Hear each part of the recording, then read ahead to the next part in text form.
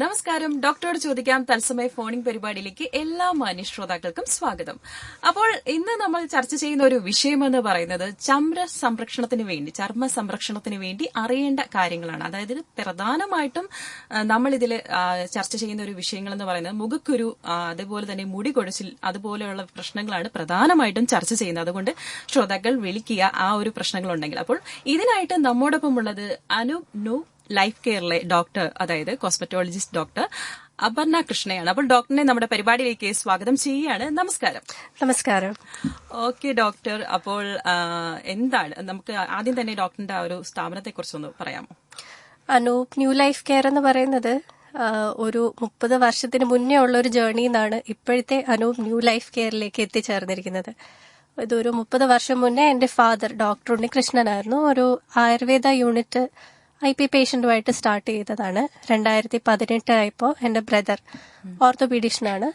പുള്ളിക്കാരൻ അതൊരു ortho centre ആക്കി. ഇപ്പോൾ പുള്ളിക്കാരനില്ല. നമുക്ക് അനൂപ് ന്യൂ ലൈഫ് കെയർ അതിനുശേഷമാണ് പിറവിയെടുത്തത്. അനൂപ് ന്യൂ ലൈഫ് കെയറിൽ നമുക്ക് എന്തൊക്കെയാണ് എന്ന് പറഞ്ഞു കഴിഞ്ഞാൽ പ്രധാനമായും നമുക്ക് സ്കിൻ ആൻഡ് കോസ്മെറ്റോളജി ഉണ്ട്, ഒരു ആയുർവേദ യൂണിറ്റ് ഉണ്ട്, അതേപോലെ ഒരു വെൽനസ് യൂണിറ്റ് ഉണ്ട്. ഇതിൽ തന്നെ ന്യൂട്രിഷൻ, ഡയറ്റ്, ഒരു ലൈഫ് സ്റ്റൈൽ ഡിസീസ് മാനേജ്മെന്റ് എന്നുള്ള രീതിയിലാണ് വെൽനസ് യൂണിറ്റ് പോകുന്നത്. വെൽനസ് എന്ന് പറയുമ്പോഴത്തേക്ക് ഒരുപാട് പേർക്കുള്ള ഡൗട്ടാണ് എന്താണ് വെൽനസ് എന്നുള്ളത്. അത് വെൽനസ് എന്ന് പറയുന്നത് നമ്മളൊരു prevention of A life style disease എന്ന് വെച്ചാൽ നമുക്കൊരു ജീവിത ശൈലി കൊണ്ടുണ്ടാകുന്ന രോഗങ്ങൾ എങ്ങനെ പ്രിവെന്റ് ചെയ്യാം എന്നുള്ളതാണ് നമ്മൾ മെയിൻ ആയിട്ടും നോക്കുന്നത്. ഓക്കെ ഡോക്ടർ, അപ്പോൾ എന്തായാലും ആദ്യം തന്നെ നമുക്കൊരു കോള് വെയിറ്റ് ചെയ്യാണ്. ആരാ നോക്കാം. ഹലോ നമസ്കാരം. നമസ്കാരം, ഡോക്ടർ അപർണയാണോ? അതെ ഡോക്ടറുണ്ട്, സംസാരിച്ചോളൂ. ഡോക്ടർ, എന്റെ പേര് കുമാർ എന്നാണ്. അപ്പൊ എനിക്ക് സ്കിന്നില് ചെറിയ ചെറിയ ഇങ്ങനെ ബ്ലാക്ക് സ്പോട്ട് വരുന്നു. അതങ്ങനെ മാറ്റാൻ മറ്റേ മാർഗം വല്ലതും ഉണ്ടോ? കൂടുതലും നെറ്റിയിലാണ്. പിന്നെ മൂക്കിൽ ഇങ്ങനെ രോമം ഇടയ്ക്കിടയ്ക്ക് പെട്ടെന്ന് കിളിക്കും. അത് ഷേവ് ചെയ്യുമ്പോഴും പെട്ടെന്ന് കിളിക്കും. അത് മൂവ് ചെയ്യാൻ എന്തെങ്കിലും ട്രീറ്റ്മെന്റ് വല്ലതും ഉണ്ടോ? ബ്ലാക്ക് ഡോട്ടുകൾ എന്ന് പറയുമ്പോഴത്തേക്കും മുഖത്തിന്റെ സൈഡിലാണോ, കവിളിന്റെ സൈഡിലായിട്ടാണോ ഉള്ളത് കൂടുതലും? അതെ അതെ. അത് നമുക്ക് കൂടുതലും സൺ എക്സ്പോഷർ കൂടുതലായിട്ടുള്ള ആളാണോ, ഒരുപാട് വെയിൽ കൊള്ളുന്ന ആളാണോ? വെയില് കൊള്ളുമായിരുന്നു, ഇപ്പം കൊള്ളുന്നില്ല. ഇല്ല, കൊള്ളുമ്പോഴാണോ കൂടുതലായിട്ട് വരുന്നത് ആ ബ്ലാക്ക് ഡോട്ട്? അതെ അതെ. അപ്പോൾ അത് കൂടുതലുമായും അത് ഫ്രെക്കിൾസ് എന്ന് പറയും. നമ്മള് ചെറിയ ഡോട്ട് പോലെ വരുന്നത്, നമ്മളത് നേരിട്ട് കാണുമ്പോഴാണ് നമുക്ക് കുറച്ചുകൂടെ നേരായിട്ട് പറയാൻ പറ്റുന്നത്. അപ്പം നമുക്കൊരു അപ്പോയിന്റ്മെന്റ് എടുക്കാൻ പറ്റും? നമ്മുടെ ക്ലിനിക്കിൽ വിളിച്ച് ചോദിച്ചാൽ മതിയാവും. അതിന്റെ ഡീറ്റെയിൽസ് നമ്പർ നമുക്ക് എങ്ങനെ കിട്ടും? അത് ഷെയർ ചെയ്യാം, നോക്കാം. പിന്നീട് അത് ഷെയർ ചെയ്യുന്നതായിരിക്കും ചേട്ടാ. ഓക്കെ. അപ്പൊ ഈ മൂക്കില് പെട്ടെന്ന് വളരുന്ന അമിത രോമ വളർച്ചയും എന്താണെന്നുള്ളത് നമുക്ക് നോക്കണം. മൂക്കിൽ വളരുന്ന രോമം വെള്ള നിറത്തിലുള്ളതാണോ അതോ കറുപ്പ് നിറമാണോ? ശരി. Okay, thank you. ഓക്കെ ചേട്ടാ, വിളിച്ചതിൽ സന്തോഷം. അപ്പോൾ പ്രധാനമായിട്ടും എന്തൊക്കെ പ്രശ്നങ്ങളാണ് ചർമ്മത്തെ നേരിടുന്നത്? നമുക്ക് പ്രധാനമായ ഒരു കോസ്മെറ്റോളജിസ്റ്റ് എന്നുള്ള നിലയ്ക്ക് കൂടുതലും മുഖക്കുരു, പിഗ്മെന്റേഷൻ ഡിസോർഡേഴ്സ്, അമിതമായ രോമ വളർച്ച, പെൺകുട്ടികളിലുള്ള മുഖത്തിലുള്ള രോമ വളർച്ച, അല്ലെങ്കിൽ മുടി കൊഴിച്ചില്, ഇതൊക്കെയാണ് നമ്മൾ കൂടുതലായിട്ട് കാണുന്നത്, പ്രധാനമായിട്ടും വരുന്നത്. അതെ, പ്രധാനമായിട്ടും കാണുന്നത്. അപ്പോ മുഖക്കുരു എന്ന് പറയുന്നത് ഏറ്റവും കൂടുതൽ പ്രശ്നം ഏത് ഒരു കൗമാരക്കാരായാലും പ്രായം ചെന്നവരിലായാലും മുഖക്കുരു വരുമ്പോൾ ഏറ്റവും വലിയ ഒരു പ്രശ്നമായിട്ട് തന്നെയാണ്. പക്ഷെ ഇത് വന്നു പോയി കഴിഞ്ഞാൽ അതിന്റെ പാടുകൾ പോകാനായിട്ട് എന്തെങ്കിലും ചികിത്സകൾ ലഭ്യമാണോ? തീർച്ചയായും. നമുക്കൊരു 15 തൊട്ട് 35 വയസ്സ് വരെയുള്ള പ്രായക്കാരിലാണ് കൂടുതലുമായിട്ടും ഈ മുഖക്കുരു പ്രശ്നം കാണുന്നത്. അപ്പോൾ ആദ്യമേ തന്നെ ചെയ്യേണ്ടത് നമ്മൾ ഈ പിഗ്മെന്റേഷൻ അഥവാ ഈ കറുത്ത പാടുകൾ വരാതിരിക്കാനായിട്ടും കുരു പൊട്ടിക്കാതിരിക്കുക എന്നുള്ളതാണ്. നമ്മൾ അത് പെട്ടെന്ന് ഒരു വേഗത്തിന് വേണ്ടിയിട്ട് ആ ഒരു കുരു അറിയാതിരിക്കാൻ വേണ്ടിയിട്ട് പൊട്ടിക്കാനാണ് ആദ്യമേ നോക്കുന്നത്. പൊട്ടിക്കാതിരിക്കുക എന്നുള്ളതാണ് ആദ്യത്തെ പരിഹാര മാർഗം. പൊട്ടിച്ചു കഴിഞ്ഞാൽ നമുക്ക് ആ ഒരു ഭാഗത്ത് പോസ്റ്റ് ഇൻഫ്ലമേറ്ററി പിഗ്മെന്റേഷൻ ആയിട്ട് വരാനുള്ള ചാൻസസ് ഉണ്ട്. എന്ന് വെച്ചാൽ നമ്മളത് പൊട്ടിച്ചതിന്റെ ഇൻഫ്ലമേഷന്റെ ഭാഗമായിട്ടുള്ള പിഗ്മെന്റേഷൻ വരും. അതിന് നമ്മൾ കൂടുതലായിട്ടും പേഷ്യന്റിനെ കാണും. ആളെ കണ്ടിട്ട് നമുക്കതെങ്ങനെ, ഇപ്പൊ ക്രീംസ്, ടോപ്പിക്കലായിട്ടുള്ള മരുന്നുകൾ മതിയോ അതോ? അപ്പോ നമുക്ക് എന്തായാലും ഒരു കോള് വെയിറ്റ് ചെയ്യുന്നു. ഓക്കെ. ഹലോ ഡോക്ടറെ. ഹലോ, പറഞ്ഞോളൂ. ഡോക്ടർ, എന്റെ പേര് സുജയനാണ്. പറഞ്ഞോളൂ സുജ. എനിക്കൊരു സംശയം എന്ന് വെച്ച് കഴിഞ്ഞാലേ നമ്മുടെ എന്റെ ലിപ്സ് നല്ല പിഗ്മെന്റഡ് ആണ്. അപ്പം ജന്മന തന്നെ എന്റെ ലിപ്സ് കുറച്ച് ഡാർക്കാണ്. പക്ഷെ ഇപ്പൊ എനിക്കിപ്പോ 45 എബോ ആയി. ഞാൻ ലിപ്സ്റ്റിക് യൂസ് ചെയ്യാറുണ്ട്. ഇപ്പൊ കുറച്ചുകൂടെ നല്ല ഡാർക്ക് ആയിട്ടുണ്ട്. അപ്പൊ അത് മാറ്റാനായിട്ട് എന്തെങ്കിലും മാർഗമുണ്ടോ? ആദ്യമേ തന്നെ യൂസ് ചെയ്യുന്ന ലിപ്സ്റ്റിക്ക് സ്ഥിരമായിട്ട് യൂസ് ചെയ്യുമ്പോഴത്തേക്ക് അതിന്റെ താഴെയായിട്ട് നമ്മൾ നമ്മുടെ ചർമ്മത്തിൽ സൺസ്ക്രീനുകൾ ഉപയോഗിക്കാറുണ്ട്. അതേപോലെ തന്നെ ലിപ്സിൽ SPF ഉള്ള ഒരു ലിപ് ബാം ഇടുക എന്നുള്ളതാണ് ആദ്യമേ ശ്രദ്ധിക്കേണ്ടത്. SPF ഉള്ള ലിപ് ബാം ഇടുക. അതിന്റെ മേളിൽ ലിപ്സ്റ്റിക് ഇട്ട് കഴിഞ്ഞാൽ ലിപ്സ്റ്റിക് കൊണ്ടുണ്ടാവുന്ന ഹാം കുറവായിരിക്കും. അതുകൊണ്ടുണ്ടാവുന്ന പ്രശ്നങ്ങൾ കുറവായിരിക്കും ചുണ്ടിലോട്ട്. പിന്നെ അതേപോലെ അലർജി പ്രശ്നങ്ങളോ ഹോർമോണൽ ചേഞ്ചസോ അങ്ങനെ എന്തെങ്കിലും ഉണ്ടോ? തൈറോയ്ഡ് ഇഷ്യൂസോ PCOD അങ്ങനെ എന്തെങ്കിലും ഉണ്ടോ? അതുകൊണ്ടും നമുക്ക് ലിപ് പിഗ്മെന്റഡ് ആവാൻ ചാൻസസ് ഉണ്ട്. അപ്പോൾ അത് നമ്മൾ നേരിട്ട് കണ്ടതിന് ശേഷമാണ് എങ്ങനത്തെ ട്രീറ്റ്മെന്റ് ആണ് വേണ്ടത്, നമ്മൾ പുറമെ അപ്ലൈ ചെയ്യാനുള്ള ക്രീമുകൾ മതിയോ അതോ ട്രീറ്റ്മെന്റിലോട്ട് പോകണോ എന്നൊക്കെ ഡിസൈഡ് ചെയ്യുന്നത്. ഇപ്പൊ ആർട്ടിഫിഷ്യൽ ആയിട്ട് ഇങ്ങനെ കളറിങ് കൊടുക്കാറുണ്ടല്ലോ, അത് നമുക്ക് ചെയ്യാൻ പറ്റുമോ ഡോക്ടർ? ക്ലിനിക്കിൽ വന്നു കഴിഞ്ഞാൽ അത് ചെയ്യാൻ പറ്റുമായിരിക്കും? നമുക്ക് ആദ്യമേ തന്നെ ഞാൻ നേരത്തെ പറഞ്ഞതുപോലെ തന്നെ ലിപ് പിഗ്മെന്റേഷൻ എത്രത്തോളം ഉണ്ട് എന്നുള്ളൊരു അസസ്മെന്റ് എടുക്കണം. ഒരുപാട് പിഗ്മെന്റേഷൻ ആണ് എന്നുള്ളൊരു കേസിലാണ് നമ്മൾ ലിപ് മൈക്രോ പിഗ്മെന്റേഷൻ, അതൊരു സെമി പെർമനന്റ് മേക്കപ്പ് ടെക്നിക്കാണ്. ആ ഒരു ടെക്നിക്കിലേക്കൊക്കെ പോകുന്നത്. ഇല്ല, നമ്മള് ടാറ്റു ഇങ്ക് പോലുള്ള അല്ല, നമ്മൾ മെഡിക്കൽ ഗ്രേഡ് ഡൈസ് ആണ് ഇതിനു വേണ്ടിയിട്ട് ഉപയോഗിക്കുന്നത്. അതും നമ്മൾ എത്ര സെഷൻ വേണ്ടി വരും ഇതെല്ലാം നമ്മൾ ആളെ നേരിട്ട് കണ്ടതിന് ശേഷമാണ് പറയുന്നത്. ഓക്കെ ചേച്ചി, വിളിച്ചതിൽ സന്തോഷം. അപ്പോൾ ഡോക്ടർ, നമുക്ക് മറ്റൊരു കോള് കൂടെ വെയിറ്റ് ചെയ്യുന്നുണ്ട്. ആരോട് നോക്കാം. ഹലോ. ഹലോ, നമസ്കാരം ചേച്ചി. നമസ്കാരം. ഓക്കെ, ഡോക്ടർ ഉണ്ട്, സംസാരിച്ചോളൂ കേട്ടോ. Okay, hello. നമസ്കാരം ഡോക്ടർ. എന്റെ പേര് രഞ്ജിനി. ഡോക്ടർ, എന്റെ ചേച്ചിയുടെ മോന്റെ മുഖത്ത് ഈ മുഖക്കൊരു ഇഷ്ടപ്പെടുന്നുണ്ട് കേട്ടോ. അത് മാറാൻ വല്ല മരുന്നുണ്ടോ? മോന് എത്ര വയസ്സായി? മോനിപ്പം 18 വയസ്സ് കഴിഞ്ഞ് 19 വയസ്സ്. 18 വയസ്സ്. എത്ര നാളായിട്ടുണ്ട് മുഖക്കുരു? ഒരുപാട് നാളായിട്ടുണ്ട്. ശരി. എങ്ങനെ, പഴുപ്പുള്ള കുരുക്കളാണോ അതോ ചെറുതാണോ? വലിയ രീതിയിലുള്ള കുരുക്കളാണോ? അത് വലിയ രീതിയിലുള്ളത്. വലിയ രീതിയിലുള്ള കുരുക്കളാണ്. മോന്റെ മുഖം എണ്ണമയം കൂടിയ പ്രകൃതമാണോ മുഖം? അങ്ങനെയാണ്.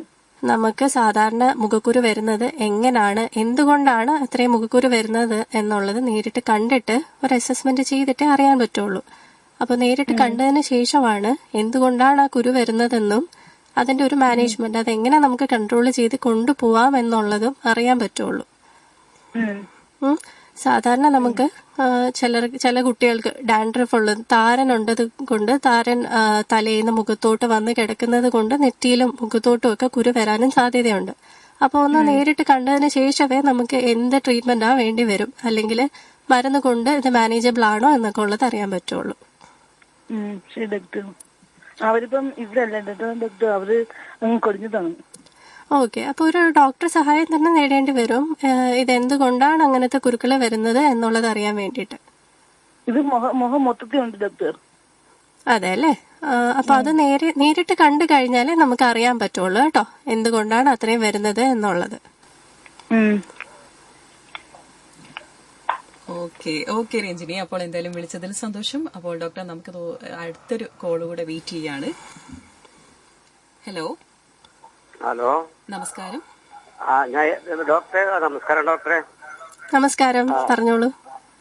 എന്റെ ശരീരത്തെ 72 വയസ്സുണ്ട്. ശരീരമാസകാലത്തിൽ ഒരു തേമ്മൽ പോലുള്ളത് വന്നിട്ട് വിയർക്കുമ്പോ അവിടെ ചൊറിയും. മറ്റ് അസ്വസ്ഥതകളൊന്നുമില്ല. ഇത് ബാക്കിലെ മുതുകത്തൊക്കെ ഒരുപാടുണ്ട്. അത് ചൊറിയാൻ വലിയ പാടാ. കുളിക്കുമ്പം അവിടെ കയറി തടിക്കും. കഴിയുമ്പോ അങ്ങ് മാറും. അച്ഛന് ഷുഗറോ പ്രഷറോ അങ്ങനെ എന്തെങ്കിലും ഉള്ളതാണോ? ഷുഗർ ഒക്കെ ഉള്ളതാണോ? ഇല്ല. ഷുഗർ ഇല്ല, പ്രഷറുണ്ട്. അതിന് ഗുളികയും കഴിക്കുന്നുണ്ട്. ശരി. ഇത് നമ്മളിപ്പോ അച്ഛൻ പറയുന്ന ഒരു കണ്ടീഷൻ എന്ന് പറയുന്നത് ഒരു ഡെർമറ്റോളജിസ്റ്റിനെ നേരിട്ട് കണ്ടതിന് ശേഷമേ നമുക്കത് അസസ്മെന്റിന് ശേഷമേ പറയാൻ പറ്റുള്ളൂ. അതൊന്ന് നേരിട്ട് കാണിക്കുന്നത് തന്നെ ആയിരിക്കും നല്ലത് കേട്ടോ. ഓക്കെ ഓക്കെ, അത് നേരിട്ട് ഒന്ന് കാണാം. ഞാൻ ഇവിടെ വിളിച്ച് ചോദിച്ചിട്ട് ശരി, അവിടെ വരാം. ഓക്കെ. ഓക്കെ ചേട്ടാ, വിളിച്ചതിൽ സന്തോഷം. അപ്പോൾ കേട്ടുകൊണ്ടിരിക്കുന്ന ഡോക്ടറോട് ചോദിക്കാം തത്സമയ ഫോണിംഗ് പരിപാടിയാണ്. അപ്പോൾ ഡോക്ടർ, നമുക്ക് മറ്റൊരു കോള് കൂടി എത്തിയിട്ടുണ്ട്. ഹലോ ഹലോ നമസ്കാരം. ഹലോ, ഞാൻ എന്റെ പേര് മഞ്ജു എന്നാണ്. ഓക്കെ ചേച്ചി, ഡോക്ടർ ഞാൻ എന്റെ മോന് വേണ്ടിയിട്ടാണ്. മോനിപ്പം 16 years ആയി. ഒരു 1.5 വർഷമായിട്ട് അവന്റെ മുഖത്ത് നിറയെ മുഖക്കുരു ഇതുണ്ട്.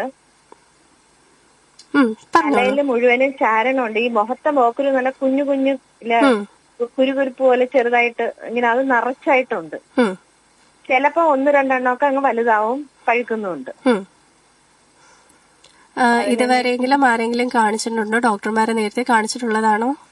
അല്ല, ഇല്ല, ഇതുവരെ കാണിച്ചിട്ടില്ല. മോന് സാധാരണ എണ്ണമയമുള്ള പ്രകൃതമാണോ? ആ, എണ്ണമയമുള്ള മുഖമാണ് മോന്റേത്.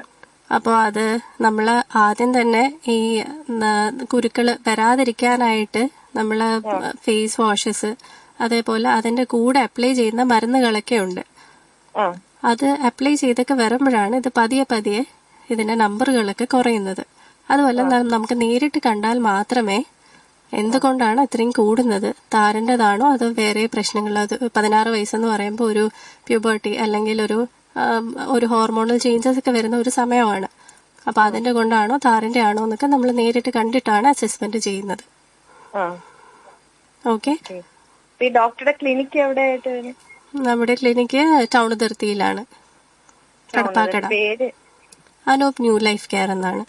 ഓക്കെ ഓക്കെ ചേച്ചി, വിളിച്ചതിൽ സന്തോഷം. അപ്പോൾ ഡോക്ടർ, നമുക്ക് മറ്റൊരു കോള് കൂടെ വെയിറ്റ് ചെയ്യുന്നുണ്ട്. ഹലോ ഹലോ സാറേ, ഡോക്ടറെ. ഹലോ, നമസ്കാരം, പറഞ്ഞോളൂ. ഡോക്ടറെ, എനിക്ക് 54 വയസ്സുണ്ട്. എനിക്ക് കോൺക്രീറ്റിന്റെ വർക്കാ. പറഞ്ഞു. അപ്പം ഈ കോൺക്രീറ്റിന്റെ സിമെന്റ് എല്ലാം കൂടെ ചേർന്ന് ഈ കാലിലെ എണ്ണമയം എല്ലാം അങ്ങ് പോയി. അപ്പൊ ഈ കാല് വെടിച്ചു കീറുന്നു. ചെറുതായിട്ട് നമ്മുടെ കാലിന്റെ ഒരു വരയുണ്ടല്ലോ, അവിടെ ചെറുതായിട്ടൊരു ഇതുപോലെ വരത്തുള്ളൂ. പിന്നെ അത് ആ വര മൊത്തം ഈ ആവുക. കാല് വെടിച്ചു കീറുന്നതാണോ പ്രശ്നം, അതോ പൊടി തട്ടിയിട്ടുള്ള അലർജിയോ ചൊറിച്ചിലോ അങ്ങനത്തെ പ്രശ്നങ്ങൾ എന്തെങ്കിലും ഉണ്ടോ? ഈ തലേന്ന് ഭയങ്കര ചൊറിച്ചില്ല. ചൊറിച്ചില് കഴിയുമ്പോഴത്തേക്ക് പിന്നെ അവിടെ വെടിച്ചു കീറുക. എപ്പോഴും ആ പൊടി തട്ടിക്കൊണ്ടിരിക്കുമ്പോഴായിരിക്കും ആ അലർജിയും ബുദ്ധിമുട്ടുകളും ഒക്കെ ഉണ്ടാകുന്നത്. അപ്പോൾ കഴിയുന്നതും ആ കാലിൽ പൊടി തട്ടാതിരിക്കുന്ന എന്തെങ്കിലും പ്രൊട്ടക്റ്റീവ് എന്ന് വെച്ചാൽ ആ ഭാഗം കവർ ചെയ്യുന്ന തുണികളോ, അല്ലാന്നുണ്ടെങ്കിൽ ഡ്രൈനെസ് ഉണ്ടാകുന്നുണ്ടെങ്കിൽ ഒരു മോയ്സ്ചറൈസറോ ഒക്കെ അപ്ലൈ ചെയ്യേണ്ടതാണ്. ഡോക്ടർ, എന്റെ ഈ കാലിലെ തൊലി എന്ന് പറഞ്ഞാലേ എണ്ണമയം എന്ന് പറയുന്നതിനകത്തില്ല. അതെ, അതാണ് ഞാൻ പറഞ്ഞത്. നമ്മളൊരു മോയ്സ്ചറൈസർ അപ്ലൈ ചെയ്യേണ്ടതാണ്. അത് എത്രത്തോളം ഡ്രൈനെസ് ഉണ്ട്, അല്ലെങ്കിൽ ഈ പൊടി തട്ടിക്കൊണ്ടിരിക്കുമ്പോൾ വീണ്ടും ഡ്രൈനെസ് കൂടുകയാണ് ചെയ്യുന്നത്. അപ്പോഴാണ് സ്കിൻ ഇറിറ്റേറ്റഡ് ആവുന്നതും കൂടുതൽ ചൊറിച്ചിൽ വരുന്നതും ഒക്കെ. ചെറുതായിട്ടൊന്ന് പൊട്ടത്തേ ഉള്ളൂ, പിന്നെ വലുതായിട്ടങ്ങ് ആവുക. അതെ അതെ, അത് പിന്നെ ചൊറിച്ചിൽ ഡ്രൈനെസ് കാരണമാണ് ചൊറിച്ചിൽ കൂടുന്നത്. അത് ചൊറിഞ്ഞു കഴിയുമ്പോഴാണ് പിന്നെ അത് വലുതായിട്ട് വരുന്നത്. അപ്പൊ ആദ്യമേ നമുക്ക് ചെയ്യാൻ പറ്റുന്നത് ആ പൊടി എക്സ്പോഷർ കുറയ്ക്കുക എന്നുള്ളതാണ് നമുക്ക് ആദ്യമേ ചെയ്യാൻ പറ്റുന്നത്. അതേപോലെ കാല് കഴുകുക, പറ്റുമ്പോൾ മോയ്സ്ചറൈസർ അപ്ലൈ ചെയ്യുക. ഇതൊക്കെയാണ് നമുക്കൊരു ഫസ്റ്റ് സ്റ്റെപ്പ് എന്നുള്ള രീതിയിൽ ചെയ്യാൻ പറ്റുന്നത് അതിന്. ഓക്കെ ഓക്കെ ചേട്ടാ, വിളിച്ചതിൽ സന്തോഷം. അപ്പോൾ ഡോക്ടർ, മറ്റൊരു സംശയം വേറൊന്നുമല്ല. പലരും ഇപ്പോൾ ഇൻസ്റ്റയൊക്കെ കണ്ടുകൊണ്ട് പല ഓയിൽസ്, അതായത് സെറംസ് ഒക്കെ യൂസ് ചെയ്യാറുണ്ട്. അങ്ങനെ യൂസ് ചെയ്യുന്നത് നല്ലത് തന്നെയാണോ, ഒരു ഡോക്ടറിന്റെ അല്ലെങ്കിൽ ഒരു കൺസൾട്ടേഷൻ ഒന്നും ഇല്ലാതെ തന്നെ? സിറം ഉപയോഗിക്കുന്നത് നല്ലത് തന്നെയാണ്. പക്ഷേ ഓരോരുത്തരുടെ സ്കിന്നിന് പറ്റുന്ന സിറംസ് ഡിഫറെന്റ് ആയിരിക്കും. എന്റെ സ്കിന്നിന് പറ്റുന്നതായിരിക്കില്ല ചിലപ്പോ ഹെനയുടെ സ്കിന്നിന് പറ്റുന്നത്. അപ്പോൾ അങ്ങനെ വരുമ്പോഴത്തേക്കും നമ്മളൊരു ഡോക്ടർ സഹായത്തോടെ കൂടി തന്നെ വേണം നമ്മൾ ഇത് അപ്ലൈ ചെയ്യാനായിട്ട്. ഇപ്പൊ നമ്മൾ കോമൺലി കേൾക്കുന്നതാണ് ഇപ്പൊ വൈറ്റമിൻ സി സിറം എന്ന് പറയുന്നത് എല്ലാവരുടെയും സ്കിന്നിനും പറ്റുന്ന ഒരു സാധനമല്ല. വൈറ്റമിൻ സി എന്ന് പറയുന്നത് ഓയിലി സ്കിൻ അല്ലാന്നുണ്ടെങ്കിൽ ആക്നെ പ്രോൺ സ്കിൻ, ഒരുപാട് കുരുക്കൾ വരുന്ന സ്കിന്നിന് ഇറിറ്റന്റ് ആയിട്ടാണ് ആക്ട് ചെയ്യുന്നത്. അതേ പക്ഷേ നമ്മൾക്ക് ഒരു നോർമൽ ഒരു കോമ്പിനേഷൻ സ്കിന്നൊക്കെ ഉള്ള ആൾക്ക് അത് ഇടുമ്പോഴത്തേക്ക് കുറച്ചുകൂടി ഒരു ഈവൻഡ് ഔട്ട് ആവും സ്കിൻ ടോണ്. അതേപോലെ വൈറ്റമിൻ സി തന്നെ നമ്മളൊരു സൺസ്ക്രീനുമായിട്ട് പെയർ ചെയ്തിടുകയാണെങ്കിൽ ഒരു സൺസ്ക്രീനിന്റെ പ്രൊട്ടക്ഷൻ കുറച്ചുകൂടി കൂടുതലായിട്ട് കിട്ടും. അതുകൊണ്ട് തന്നെ നമ്മളൊരു സിറം ഉപയോഗിക്കുന്നതിന് മുന്നേ ഒരു ഡോക്ടറോട് കൺസൾട്ട് ചെയ്തിട്ട് വേണം അവരുടെ സ്കിന്നിന് പറ്റുന്ന ഒരു സിറം വേണം അപ്ലൈ ചെയ്യാനായിട്ട്. Okay doctor. അപ്പൊ കേട്ടുകൊണ്ടിരിക്കുന്ന ഡോക്ടറോട് ചോദിക്കാം തത്സമയ ഫോണിംഗ് പരിപാടിയാണ്. ശ്രോതാക്കൾക്ക് വിളിക്കേണ്ട നമ്പർ 0474731111 എന്ന നമ്പറിലേക്കാണ്. അപ്പൊ ഡോക്ടർ, നമ്മൾ മുഖക്കുരുവിനെ കുറിച്ച് സംസാരിച്ചു, മുഖക്കുരുവിന്റെ പാടുകൾ പോകുന്ന കാര്യങ്ങൾ പറഞ്ഞു. അതുപോലെ തന്നെ ഈ ഒരു താരൻ എങ്ങനെയാണ് ഈ മുഖക്കുരു ഉണ്ടാകാനുള്ള ഒരു കാരണമായി മാറുന്നത്? താരൻ എന്ന് പറയുന്നത് നമ്മുടെ തലയിൽ ഇപ്പോൾ ഡ്രൈനസ് കൊണ്ട് താരൻ ഉണ്ടാവാം. അതേപോലെ തന്നെ തലയിൽ ഈർപ്പമുള്ളത് കൊണ്ട് ഈർപ്പം നിന്ന് അവിടെ അഴുക്ക് കൂടി നിന്ന് ഒരു ഫംഗൽ ഗ്രോത്ത്, ഒരു ഡാൻഡ്രഫ് പോലെ ബിൽഡപ്പ് ചെയ്ത് അത് കൊഴിഞ്ഞ മുഖത്ത് വീണ് ശരീരഭാഗങ്ങളിൽ വീണ് അത് അവിടെ കിടന്നിട്ട് ഉള്ള ഒരു പ്രക്രിയ ആയിട്ട് വരാം അതിന്റെ മൂലമുണ്ടാവുന്ന കുരുക്കള്. അപ്പം അതുകൊണ്ട് നമ്മൾ ആദ്യമേ ചെയ്യേണ്ടത് ആ ടൈപ്പ് കുരുക്കൾ വരുമ്പോഴത്തേക്കും ആദ്യമേ ഡാൻഡ്രഫ് ആണ് കൺട്രോൾ ചെയ്യേണ്ടത്. ഡാൻഡ്രഫ് കൺട്രോൾ ചെയ്തിട്ട് അതിന്റെ സെക്കൻഡ് സ്റ്റെപ്പ് എന്നുള്ള നിലയ്ക്കാണ് നമ്മൾ പിന്നെ ആഗ്നയിലേക്ക് പോകേണ്ടത്.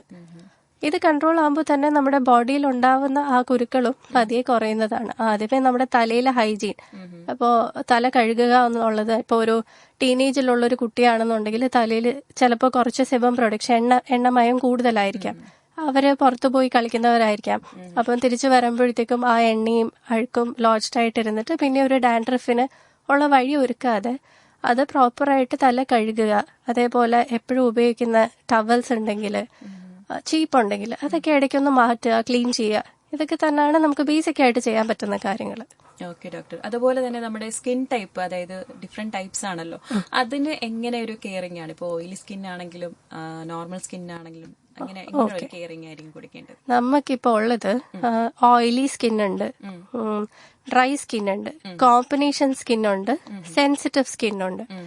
ഒരു ഓയിലി സ്കിൻ എന്ന് പറയുന്നത് കൂടുതൽ ഒരു ടീനേജ് സമയത്ത്, ഞാൻ നേരത്തെ പറഞ്ഞതുപോലെ തന്നെ ഒരു 15 to 35 ഇയേഴ്സ്, ഈ 15 to 35 ഇയേഴ്സിലാണ് കൂടുതലും ഈ സിബം പ്രൊഡക്ഷൻ, എണ്ണമയം കൂടുതലായിട്ട് വരുന്നത്. ഈ എണ്ണമയം കൂടുതലായിട്ട് വരുമ്പോഴത്തേക്ക് ചിലത് ഹോർമോണൽ പ്രശ്നങ്ങൾ കൊണ്ട് ആയിരിക്കും. ആ ഒരു ടീനേജിൽ വരുന്ന ഹോർമോണൽ ചേഞ്ചസ് കൊണ്ട് കുറച്ച് സിബം പ്രൊഡക്ഷൻ കൂടുതലായിട്ട് വരാം. ചിലർ ആഹാര രീതികൾ, ഒത്തിരി ഓയിലി ആയിട്ടുള്ള ആഹാരങ്ങൾ കഴിക്കുമ്പോൾ അങ്ങനെ ഉണ്ടാവാം. ചിലത് നമുക്കൊരു ഹ്യൂമിഡ് കണ്ടീഷൻ അല്ലെങ്കിൽ ഒത്തിരി വെയിൽ കൊണ്ട് കഴിയുമ്പോഴത്തേക്കും ഹ്യൂമിഡ് ആയിരിക്കുമ്പോൾ കുറച്ചുകൂടെ എണ്ണമയം പ്രൊഡ്യൂസ് ചെയ്യുന്ന രീതിയിൽ, അങ്ങനെ പല രീതിയിൽ ഓയിൽ പ്രൊഡക്ഷൻ കൂടാനായിട്ട് സാധ്യതയുണ്ട്. ആദ്യം തന്നെ നമ്മൾ ചെയ്യേണ്ടത് ഇത് ഓയിൽ കുറയ്ക്കുന്ന രീതിയിലുള്ള ഫേസ് വാഷസ്, സാലിസിലിക് ആസിഡ് പോലുള്ള കമ്പണൻസ് അടങ്ങിയിരിക്കുന്ന ഒരു ഫേസ് വാഷ് വെച്ച് മുഖം കഴുകുക എന്നുള്ളതാണ് ഫസ്റ്റ് സ്റ്റെപ്പ്. അതേപോലെ തന്നെ ബേസിക് ആയിട്ടുള്ളത് ഒരു മോയ്സ്ചറൈസർ. നമ്മൾ മോയ്സ്ചറൈസർ പറയുമ്പോൾ എല്ലാവരും വിചാരിക്കും നമുക്ക് ഓയിലി സ്കിന്നാണ്, എനിക്ക് മോയ്സ്ചറൈസറിന്റെ ആവശ്യമില്ല. അങ്ങനെയല്ല, എല്ലാ സ്കിൻ ടൈപ്പിനും മോയ്സ്ചറൈസർ ആവശ്യമാണ്. ഓയിലി സ്കിന്നിലായാലും മോയ്സ്ചറൈസർ വളരെ അത്യാവശ്യമാണ്. അതേപോലെ സൺസ്ക്രീൻ എന്ന് പറയുന്നത് ജെൽ ബേസ്ഡ് ആണ് യൂഷ്വലി ഓയിലി സ്കിൻകാർ നമ്മൾ കൊടുക്കുന്നത്. ഇത് മൂന്നുമാണ് ബേസിക് ആയിട്ട് ചെയ്യേണ്ട കാര്യങ്ങൾ ഓയിലി സ്കിന്നിന്. അതേപോലെ ഡ്രൈനെസ് ഉള്ളവരാണെന്നുണ്ടെങ്കിൽ ഡ്രൈനെസിന്റെ പല കോസസ് കാണും. ചിലർക്കൊരു മരുന്ന് ഉപയോഗിച്ചതിന് ശേഷം അല്ലെങ്കിൽ കഴിച്ചുകൊണ്ടിരിക്കുന്ന ഒരു മരുന്നിന്റെ ഒരു സൈഡ് എഫക്റ്റ് ആയിട്ട് കാണാം. ചിലർക്ക് ഡെർമറ്റൈറ്റിസ് കൊണ്ട് കാണാം. അപ്പൊ എന്തുകൊണ്ടാണ് ഡ്രൈനെസ് വരുന്നത് എന്നുള്ളതൊന്ന് നോക്കണം. അതേപോലെ തന്നെ മോയ്സ്ചറൈസർ സൺസ്ക്രീൻ ആണ് ബേസിക് ആയിട്ട് ഉപയോഗിക്കാൻ പറ്റുന്നത്. പിന്നെ ഇതിനകത്ത് വരാത്തൊരാണ് ഒരു ഗ്രൂപ്പുകാരാണ് സെൻസിറ്റീവ് സ്കിൻകാർ. സെൻസിറ്റീവ് സ്കിൻകാർക്ക് എന്ത് അപ്ലൈ ചെയ്താലും കുറച്ച് നീറ്റല്, ബുദ്ധിമുട്ട് അങ്ങനെയൊക്കെ ഉണ്ടാവാറുണ്ട്. അങ്ങനെയുള്ളവരാണ് സെൻസിറ്റീവ് സ്കിന്നിലായിട്ട് ടൈപ്പായിട്ട് നമ്മൾ ഗ്രൂപ്പ് ചെയ്യുന്നത്. അങ്ങനെയുള്ളവർക്കും സെയിം തന്നെ ആയിരിക്കും, പക്ഷെ അതിനകത്തുള്ള കണ്ടൻസ് വേറെ ആയിരിക്കും സെൻസിറ്റീവ് സ്കിന്നിന് കൊടുക്കുന്നത്. അപ്പം എല്ലാവർക്കും ഒരേപോലത്തെ പ്രോഡക്ട്സ് ഉപയോഗിക്കാൻ പറ്റത്തില്ല. മെയിൻലി പറഞ്ഞു കഴിഞ്ഞാൽ അത് തന്നെയാണ് നമ്മൾ ആദ്യമേ ശ്രദ്ധിക്കേണ്ടത്. ഇപ്പോൾ ഞാനും എൻ്റെ കൂട്ടുകാരിയും ഒരേ സ്ഥലത്ത് താമസിക്കുന്നു, അപ്പൊ എൻ്റെ കൂട്ടുകാരിയുടെ അടുത്ത് മതിയാവും എനിക്ക്, അങ്ങനെ വിചാരിക്കരുത്. രണ്ടുപേരുടെയും സ്കിന്ന് ഡിഫറെന്റ് ആണ്. അപ്പം ഡിഫറെന്റ് സ്കിന്നിന് ഡിഫറെന്റ് ടൈപ്പ് ഓഫ് പ്രോഡക്ട്സ് തന്നെ ഉപയോഗിച്ചാലേ അതിന്റെ ഒരു പ്രയോജനം നമുക്ക് കിട്ടുള്ളൂ. തീർച്ചയായും.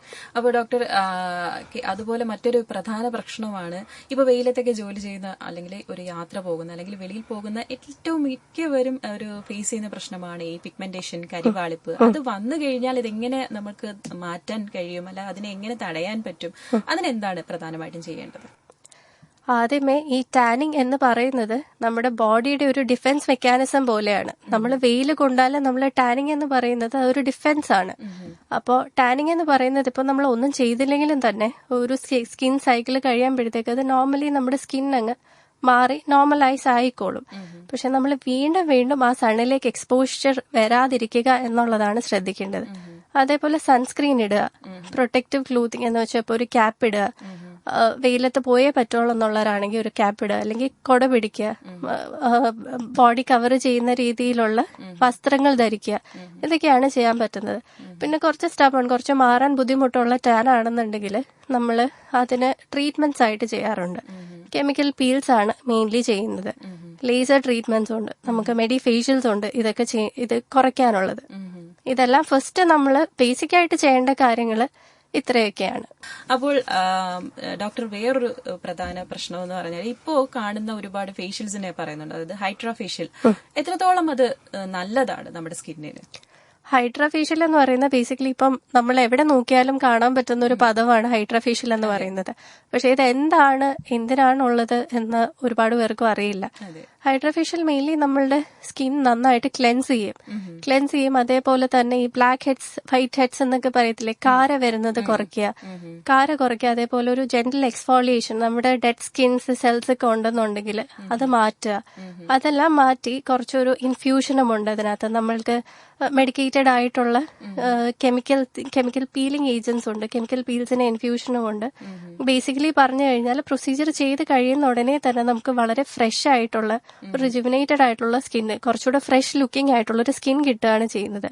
ഹൈഡ്രാ ഫേഷ്യൽ എല്ലാവർക്കും പറ്റുമോ ചോദിച്ചു കഴിഞ്ഞാൽ എല്ലാവർക്കും അഡ്വൈസബിൾ അല്ല. അത് നമ്മൾ നോക്കിയിട്ട് ഓരോരുത്തരുടെ സ്കിന്നിന് അവരുടെ ആവശ്യം എന്താണ് അതനുസരിച്ച് വേണം നമ്മൾ ഹൈഡ്രാ ഫേഷ്യലും ചെയ്യാൻ.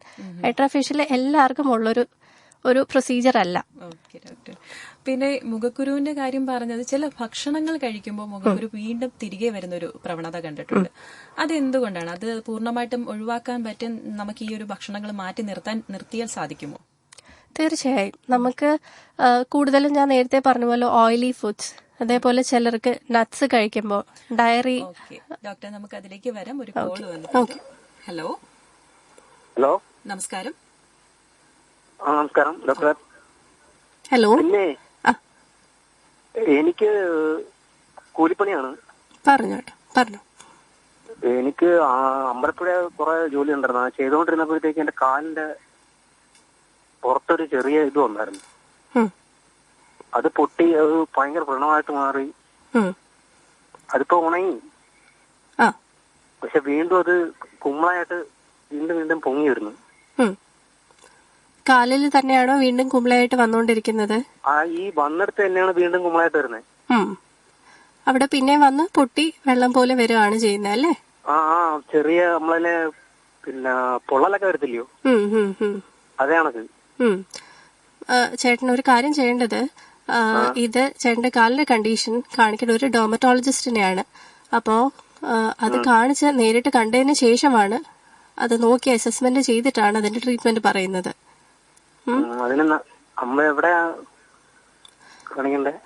നമ്മുടെ ക്ലിനിക്കിൽ ഡെർമറ്റോളജിസ്റ്റുകൾ അവൈലബിൾ ആണ്. ഒന്നിൽ അവിടെ വരിക, അല്ലാന്നുണ്ടെങ്കിൽ ചേട്ടൻ്റെ അടുത്ത് ഏത് ഡെർമറ്റോളജിസ്റ്റ് ആണോ ഉള്ളത് അവിടെ പോയി കാണിക്കുക. എന്റെ ക്ലിനിക്ക് ടൗൺ അതിർത്തിയിലാണ്.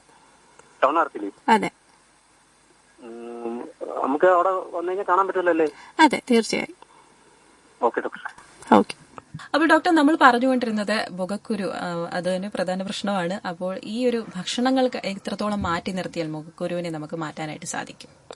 നമുക്ക് ചില ഭക്ഷണങ്ങൾ കഴിക്കുമ്പോൾ ആക്നെ ഫ്ലെയറപ്പ് ചെയ്യുന്നുണ്ടെങ്കിൽ, എന്ന് വെച്ചാൽ മുഖക്കുരു കൂടുകയെന്നുണ്ടെങ്കിൽ അത് തീർച്ചയായും കൺട്രോൾ ചെയ്യുക തന്നെ വേണം. നമ്മുടെ ബോഡി അത് റെസ്പോണ്ട് ചെയ്യുന്ന രീതി ഒരു കുരുവായിട്ടായിരിക്കാം. അതേപോലെ തന്നെ ഇപ്പൊ സ്ട്രെസ് നമ്മൾ കൂടുമ്പോൾ നമ്മുടെ ബോഡിയിലെ ഒരു ഹോർമോൺ, കോർട്ടിസോൾ എന്ന് പറഞ്ഞൊരു ഹോർമോൺ കൂടുതലായിട്ട് ഉൽപ്പാദിപ്പിക്കും. അങ്ങനെ വരുന്ന കണ്ടീഷൻസിൽ നമുക്ക് മുഖക്കുരു കൂടുതലായിട്ട് വരും. അപ്പം ഇങ്ങനെ ഇപ്പൊ സ്ട്രെസ് ഉള്ളപ്പോഴും മുഖക്കുരു കൂടാനായിട്ടുള്ള ചാൻസസ് ഉണ്ട്. അപ്പം നമ്മൾ ഇങ്ങനത്തെ ഉള്ള കാര്യങ്ങളും കൂടെ ശ്രദ്ധിക്കുക എന്നുള്ളതാണ്. അതേപോലെ എപ്പോഴും നമ്മൾ വേറെ സ്ഥലങ്ങളിൽ തൊട്ടിട്ട് മുഖത്ത് തൊടുക, അങ്ങനെ വരുമ്പോഴും നമ്മുടെ കയ്യിലുള്ള അണുക്കൾ മുഖത്തോട്ട് വരികയാണ് ചെയ്യുന്നത്. അങ്ങനെ വരുമ്പോഴും മുഖക്കുരു വരാനുള്ള ചാൻസുകൾ കൂടുതലാണ്. അപ്പം ഇങ്ങനെയുള്ള രീതികൾ ആദ്യമേ കുറയ്ക്കുക. അപ്പൊ തന്നെ കുറച്ചു പേർക്ക് തന്നെ കുറെ മാറ്റങ്ങൾ വരാൻ സാധ്യതയുണ്ട്. ഇപ്പോൾ ഡോക്ടർ പറഞ്ഞല്ലോ സ്ട്രെസ്സിന്റെ കാര്യം. ഇപ്പോൾ അതായത് സമ്മർദ്ദം, സ്ട്രെസ് മൂലം എന്തുകൊണ്ടാണ് ഇങ്ങനെ മുഖക്കുരു വരാനുള്ള കാരണമാണ്? കോർട്ടിസോൾ എന്ന് പറയുന്നത് നമുക്കൊരു ഇൻഫ്ലമേഷൻ കുറച്ച് കൂടുതലായിട്ട് വരും. മുഖം കുറച്ച് പഫ്ഡപ്പ് ആയി കുറച്ച് നീര് വന്നതുപോലെ ഇരിക്കും. അതേപോലെ തന്നെ കുരുക്കൾ കൂടും. അതേപോലെ തന്നെ ചിലർക്ക് ഹെയർ ഫോൾ വരും, മുടി കൊഴിച്ചിൽ വരും ഇത് കൂടുന്നത് കൊണ്ട്. അപ്പം സ്ട്രെസ് നമ്മൾ ഹെയർ ഫോൾ വരുമ്പോഴത്തേക്ക് ആദ്യമേ ചോദിക്കുന്ന കാര്യമാണ്, വേറെ ഫാമിലി ഹിസ്റ്ററി ഒന്നും ഇല്ല അങ്ങനെ കാണുന്നുണ്ടെങ്കിൽ ആദ്യമേ ചോദിക്കുന്ന കാര്യം നിങ്ങൾക്ക് സ്ട്രെസ് ഉണ്ടോ എന്നുള്ളതാണ്. സ്ട്രെസ് മാനേജ്മെന്റും ഞാൻ നേരത്തെ പറഞ്ഞതുപോലെ തന്നെ നമ്മുടെ ഇപ്പോൾ വെൽനെസ്സിൽ ചെയ്യുന്നത് പോലെ സ്ട്രെസ് മാനേജ്മെന്റിനുള്ള കാര്യങ്ങൾ നോക്കുക എന്നുള്ളതാണ്. അതിന്റെ കൂടെ തന്നെ നമ്മൾ എന്താണോ നമ്മുടെ ശരീരത്തിന് കൊടുക്കുന്നത് അതിന്റെ ഒരു ഔട്ട്കം ആയിരിക്കും, അതിന്റെ ഒരു പ്രതിഫലനമായിരിക്കും നമ്മുടെ മുഖത്ത് അല്ലെങ്കിൽ ശരീരത്ത് കാണുന്നത്. അപ്പോൾ പ്രധാനമായിട്ട് എല്ലാവർക്കും അറിയേണ്ട ഒരു കാര്യമായിരിക്കും, ഒരു ദിവസം തുടങ്ങുന്നത് മുതൽ അല്ലെങ്കിൽ ഉറങ്ങാൻ കിടക്കുന്നവരെ എന്ത് കെയർ ആണ് നമ്മുടെ ചർമ്മത്തിന് കൊടുക്കേണ്ടത്? അതൊരു ഫുൾ കെയറിങ് എങ്ങനെയായിരിക്കും ഡോക്ടർ പറയുന്നത്? ഫുൾ കെയറിംഗ് എന്ന് പറയുമ്പോഴത്തേക്ക് നമുക്ക് മോർണിംഗ് രാവിലത്തേക്ക് ഒരു റുട്ടീൻ കാണും, രാത്രിയിലത്തേക്ക് വേറൊരു റുട്ടീനും കാണും. അപ്പോൾ അത് നേരത്തെ പറഞ്ഞ പോലെ തന്നെ പല സ്കിൻ ടൈപ്പുകാർക്ക് പലതായിരിക്കും ഉള്ളത്. ഈ മെയിൻ ആയിട്ടും നേരത്തെ പറഞ്ഞത് തന്നെ ഫേസ് വാഷ്, മോയ്സ്ചറൈസർ, സൺസ്ക്രീൻ. ഇതിന്റെ കൂടെ ഫേസ് വാഷിന് ശേഷം നമുക്ക് സിറംസ് എനിക്ക് ചേർക്കാവുന്നതാണ്. ആ സിറം എന്ന് പറയുന്നത് ഓരോ സ്കിൻ ടൈപ്പ് അനുസരിച്ചാണ് അത് ആഡ് ചെയ്യേണ്ടത്. ചിലർ ഞാൻ പറയുന്നത് കേട്ടിട്ടുണ്ട്, നമുക്ക് വന്നിട്ട് ഞാൻ ഫേസ് വാഷ് ചെയ്തതിന് ശേഷം 2-3 സിറമൊക്കെ ഇടാറുണ്ട്. നമുക്ക് അതിന്റെ ആവശ്യമില്ല. നമുക്ക് ഒരു സിറത്തിന് നമ്മുടെ സ്കിന്നിന് അത്യാവശ്യമായിട്ടുള്ള ഏതെങ്കിലും ഒരു സിറത്തിന്റെ ആവശ്യമേ ഉള്ളൂ അഡപ്പ് ചെയ്യേണ്ടത്. നൈറ്റിൽ അതേപോലെ തന്നെ ഒരു 30-35+ കഴിഞ്ഞ് 35 വയസ്സിന് ശേഷം അല്ലെങ്കിൽ 30 വയസ്സിന് ശേഷമാണ് വീക്ക്ലി നമ്മൾ റെറ്റിനോൾസ് എന്ന് പറയും. എന്ന് പറയുമ്പോൾ നമുക്ക് 30 വയസ്സിന് ശേഷം കുറച്ച് പ്രായമാവുന്നതിന്റെ സൈൻസ് കാണിക്കാൻ തുടങ്ങും. അപ്പോൾ ആ ഒരു സമയത്താണ് നമ്മൾ റെറ്റിനോൾസ് ആഡ് ചെയ്യാൻ തുടങ്ങുന്നത്. അപ്പോൾ നമുക്കല്ലാതെ ഒരു 18 വയസ്സുള്ള ഒരു കുട്ടി ഒരു റെറ്റിനോൾ സ്റ്റാർട്ട് ചെയ്യേണ്ട ആവശ്യമില്ല. റെറ്റിനോൾസ് പിന്നെ നമ്മൾ കൊടുക്കുന്നത് ഒത്തിരി കുരു വരുന്ന ആൾക്കാർക്കാണ്. അപ്പോൾ ഇത് ഈ റെറ്റിനോൾ എന്ന് പറയുന്ന റെറ്റിനോയിൻ എന്ന് പറയുന്ന സാധനം ഒരുപാട് അറിയാതെ ഒരുപാട് ഓവർ യൂസ് ചെയ്യുന്ന ആൾക്കാരുണ്ട്. അപ്പൊ അവരുടെയും കൂടി ശ്രദ്ധയ്ക്ക് പറയുവാണ്, ഇത് ഒരു ഡെർമറ്റോളജിസ്റ്റിന്റെ അടുത്തോ അല്ലെങ്കിൽ ഒരു ഡോക്ടറെ അടുത്ത് പോയി കൺസൾട്ട് ചെയ്തതിന് ശേഷം മാത്രം വേണ്ടുന്ന രീതിയിൽ മാത്രം കൈകാര്യം ചെയ്യേണ്ട ഒരു പ്രോഡക്റ്റ് ആണ് റെറ്റിനോയിൻ എന്ന് പറയുന്നതും. അതേപോലെ സ്റ്റിറോയിഡ്സ് അടങ്ങിയ ക്രീമുകളുണ്ട്, ഹൈഡ്രോക്വിനോൺ അടങ്ങിയ ക്രീമുകളുണ്ട്. അപ്പൊ അതൊക്കെ അപ്ലൈ ചെയ്യുമ്പോഴത്തേക്കും പെട്ടെന്ന് ചിലർക്ക് ഒരു ഫെയർനെസ് ഒക്കെ അല്ലെങ്കിൽ ഒരു പിഗ്മെന്റേഷൻ കുറയുന്നതും ഇതൊക്കെ നമുക്ക് ഫാർമസിയിലേക്ക് ഈസി ആയിട്ട് ലഭിക്കുന്ന ഒരു സാധനമാണ്. അപ്പൊ ഇതിന്റെ എല്ലാം കണ്ടന്റ്സ് നിങ്ങൾ നോക്കുക. നിങ്ങൾക്ക് ഇതുണ്ടെന്നുണ്ടെങ്കിൽ ഒരു ഡോക്ടർ സഹായത്തോടെ കൂടി തന്നെ വേണം അത് കണ്ടിന്യൂ ചെയ്യാനായിട്ട്. നമുക്ക് തോന്നുന്ന രീതിയിൽ ഇട്ട് കഴിഞ്ഞാൽ അതിന്റെ ഒരു ആഫ്റ്റർ എഫക്ട് കുറച്ച് കഴിയുമ്പോഴത്തേക്ക് കാണിക്കാൻ തുടങ്ങും സ്കിൻ. അപ്പോൾ ഡോക്ടർ, അതുപോലെ തന്നെ നമ്മുടെ ഇപ്പോ അതായത് ചുണ്ടിലുണ്ടാകുന്ന പിഗ്മെന്റേഷൻ അങ്ങനെ ഒരു വളരെ വലിയൊരു പ്രശ്നം തന്നെ നേരിടുന്നുണ്ട്. അപ്പോൾ അതിനെ എങ്ങനെയൊക്കെ നമുക്ക് മാറ്റാനായിട്ട് സാധിക്കും? ലിപ് പിഗ്മെന്റേഷൻ അല്ലെങ്കിൽ ചുണ്ടിലുള്ള കറുപ്പ് എന്ന് പറയുന്നത് നമുക്ക് നമ്മളുടെ ഒരു റേസ്, നമ്മളുടെ ഒരു ഇന്ത്യൻ സ്കിൻ ടോൺ അനുസരിച്ച് കൂടുതലും ഡാർക്ക് ലിപ്സ് ആണ് കാണുന്നത്. പിന്നെ ജന്മനാലെ മേൽചുണ്ടും കീഴ്ചുണ്ടും രണ്ടും ഡാർക്ക് ആവുന്നത് നമുക്ക് ജനറ്റിക് ആയിട്ടുള്ള റീസൺസ് കൊണ്ട് അല്ലെങ്കിൽ പാരമ്പര്യമായിട്ടുള്ള കാരണങ്ങൾ കൊണ്ട് അങ്ങനെ വരാൻ സാധ്യതയുണ്ട്. ചിലർക്ക് അലർജി ഉണ്ടെന്നുണ്ടെങ്കിൽ, അലർജീസ് ഉണ്ടെങ്കിൽ അത് കുറച്ചുകൂടെ കാണിക്കാൻ തുടങ്ങും. പിന്നെ അതേപോലെ വേറെ വലിയൊരു കോസാണ് ലിപ് ലിക്കിംഗ് എന്ന് പറയുന്നത്. നമ്മൾ ലിപ്സ് ഡ്രൈ ആവുന്ന സമയത്ത് തുപ്പൽ കൊണ്ട് ചുണ്ട് നനയ്ക്കുമ്പോഴത്തേക്കും വീണ്ടും അത് ഡ്രൈനെസ്സും പിഗ്മെന്റേഷനും ഒക്കെ വഴി ഒരുക്കുകയാണ് ചെയ്യുന്നത്. ഇതിനൊക്കെ നമുക്ക് ബേസിക് ആയിട്ട് ചെയ്യാവുന്ന കാര്യമാണ്. നേരത്തെ ഒരു കോളർ എടുത്ത് പറഞ്ഞതുപോലെ തന്നെ ഒരു SPF ഉള്ള ഒരു ലിപ് ബാം അപ്ലൈ ചെയ്യുക എന്നുള്ളത്. SPF ഉള്ള ലിപ് ബാം നമ്മൾ സൺ പ്രൊട്ടക്ഷൻ നമ്മൾ മുഖത്ത് ഇടുന്നത് പോലെ തന്നെ ലിപ്സിലും നമുക്ക് ലിപ് പ്രൊട്ടക്ഷൻ SPF പ്രൊട്ടക്ഷൻ ഉള്ളൊരു ലിപ് ബാം അപ്ലൈ ചെയ്യുക. പിന്നെ ലിപ് ലൈറ്റനിങ് ആയിട്ടുള്ള ക്രീംസുകൾ അവൈലബിൾ ആണ്. അത് നമ്മൾ നോക്കിയിട്ട് ഓരോരുത്തരുടെ ഇൻഡിക്കേഷൻ, ഓരോരുത്തരുടെ ആവശ്യം അനുസരണമാണ്. എത്ര ചെറിയ ലിപ് പിഗ്മെന്റേഷൻ ഉണ്ടെങ്കിൽ നമ്മൾ ക്രീംസ് ആയിട്ട് കൊടുക്കാറുണ്ട്. അല്ലാതെ നമ്മൾ കെമിക്കൽ പീൽസ് ചെയ്യാറുണ്ട് ലിപ്സിൽ. ഔട്ടർ ലെയർ പോയി കഴിയുമ്പോൾ കുറച്ചുകൂടി ഈവൻ ആയിട്ട് കുറച്ചുകൂടെ ഒരേപോലത്തെ നിറം വരാൻ വേണ്ടിയിട്ട് ചെയ്യാറുണ്ട്. അതേപോലെ ലിപ് ലീസേഴ്സ് ചെയ്യാറുണ്ട്. അങ്ങനെ പല ട്രീറ്റ്മെന്റ്സ് ഉണ്ട് നമ്മൾ ലൈറ്റനിങ്ങിന് വേണ്ടിയിട്ട്. ഇതെല്ലാം നമ്മൾ പേഷ്യന്റിനെ നേരിട്ട് കണ്ടിട്ടാണ് പറയുന്നത്. ഓക്കെ ഡോക്ടർ, നമുക്ക് എന്തായാലും ഒരു കോൾ വെയിറ്റ് ചെയ്യുന്നുണ്ട്. ഹലോ നമസ്കാരം. ഓക്കെ ചേച്ചി, ഡോക്ടറുണ്ട്, സംസാരിച്ചോളൂ. Hello good afternoon. എന്റെ പേര് ദുബായിൽ വിളിക്കുക. ചേച്ചി കുറച്ചുകൂടെ സൗണ്ട് ഒന്നിച്ചിരി ക്ലിയർ ആവുന്നില്ല കേട്ടോ. എന്റെ പേര് മെറീന ബ്രൂണോ. ഓക്കെ, പറഞ്ഞോളൂ. ഞാന് ഇപ്പൊ ഒരുപാട് ഇതിലൊക്കെ വായിച്ചിരുന്നത് ഈ റോസ് മേരി ഓയിൽ, അത് ശരിക്കും യൂസ് ഉള്ളതാണ്. കാരണം നമുക്ക് ഈ ഹെയർ ഫോൾ ഉള്ളവർക്ക് റോസ് മേരി ഓയിൽ ഉപയോഗിച്ച് കഴിഞ്ഞാൽ ഹെയർ ഫോൾ കുറയുന്നു വായിച്ചു. റോസ്മെറി ഓയില് നല്ലത് തന്നെയാണ്. നമുക്കൊരു ഫസ്റ്റ് ഡിഗ്രി ഒരു ഹെയർ ഫോളിന്റെ തുടക്കമേ ആയിട്ടുള്ളൂ, അല്ലാതെ ഒരുപാട് നെറ്റി കയറിയിട്ടില്ല അല്ലെങ്കിൽ ഒരുപാട് മുടി കൊഴിഞ്ഞു പോയിട്ടില്ല എന്നുണ്ടെങ്കിൽ ഒരു തുടക്ക സ്റ്റേജിൽ റോസ്മെറി ഓയിൽ വളരെ ഉപയോഗപ്രദം തന്നെയാണ്. അത് ഒരു ആഴ്ചയിൽ 1-2 തവണ അപ്ലൈ ചെയ്ത് നിന്നിട്ട് ഒരു 20 മിനിറ്റ് കഴിഞ്ഞ് വാഷ് ഓഫ് ചെയ്യുകയാണ് ചെയ്യുന്നത്. അത് നമ്മൾ സ്കാൽപ്പിൽ മാത്രമല്ലേ വേണം, ഹെയറിൽ ഇടണമെന്നുണ്ടോ? നമ്മൾ സ്കാൽപ്പിലാണ് അപ്ലൈ ചെയ്യുന്നത്, തലയിലാണ് അപ്ലൈ ചെയ്യുന്നത്. അത് നമ്മൾ നൈറ്റിൽ അപ്ലൈ ചെയ്തിട്ട് രാവിലെയാണോ ചെയ്യണം, അങ്ങനെയുണ്ടോ? അത് ഓയിലിന്റെ കൺസിസ്റ്റൻസി അനുസരിച്ചിരിക്കും. എന്ന് വെച്ചാൽ ഒരുപാട് കട്ടിയുള്ളതാണെന്നുണ്ടെങ്കിൽ ഒരു 20 മിനിറ്റ് അപ്ലൈ ചെയ്തിട്ട് കഴുകി കളയുന്നതായിരിക്കും നല്ലത്. അഥവാ അത്രയും കട്ടി ഇല്ലാത്തതാണെന്നുണ്ടെങ്കിൽ നൈറ്റിൽ അപ്ലൈ. ഇപ്പം നിങ്ങൾ മേടിക്കുന്ന ഏത് ഓയിലാണോ അതിനകത്ത് തന്നെ ഇൻസ്ട്രക്ഷൻസ് കാണും. അതിന്റെ ഒരു കൺസിസ്റ്റൻസി അനുസരിച്ച് അതിൽ തന്നെ ഇൻസ്ട്രക്ഷൻസ് എഴുതിയിട്ടുണ്ടാവും.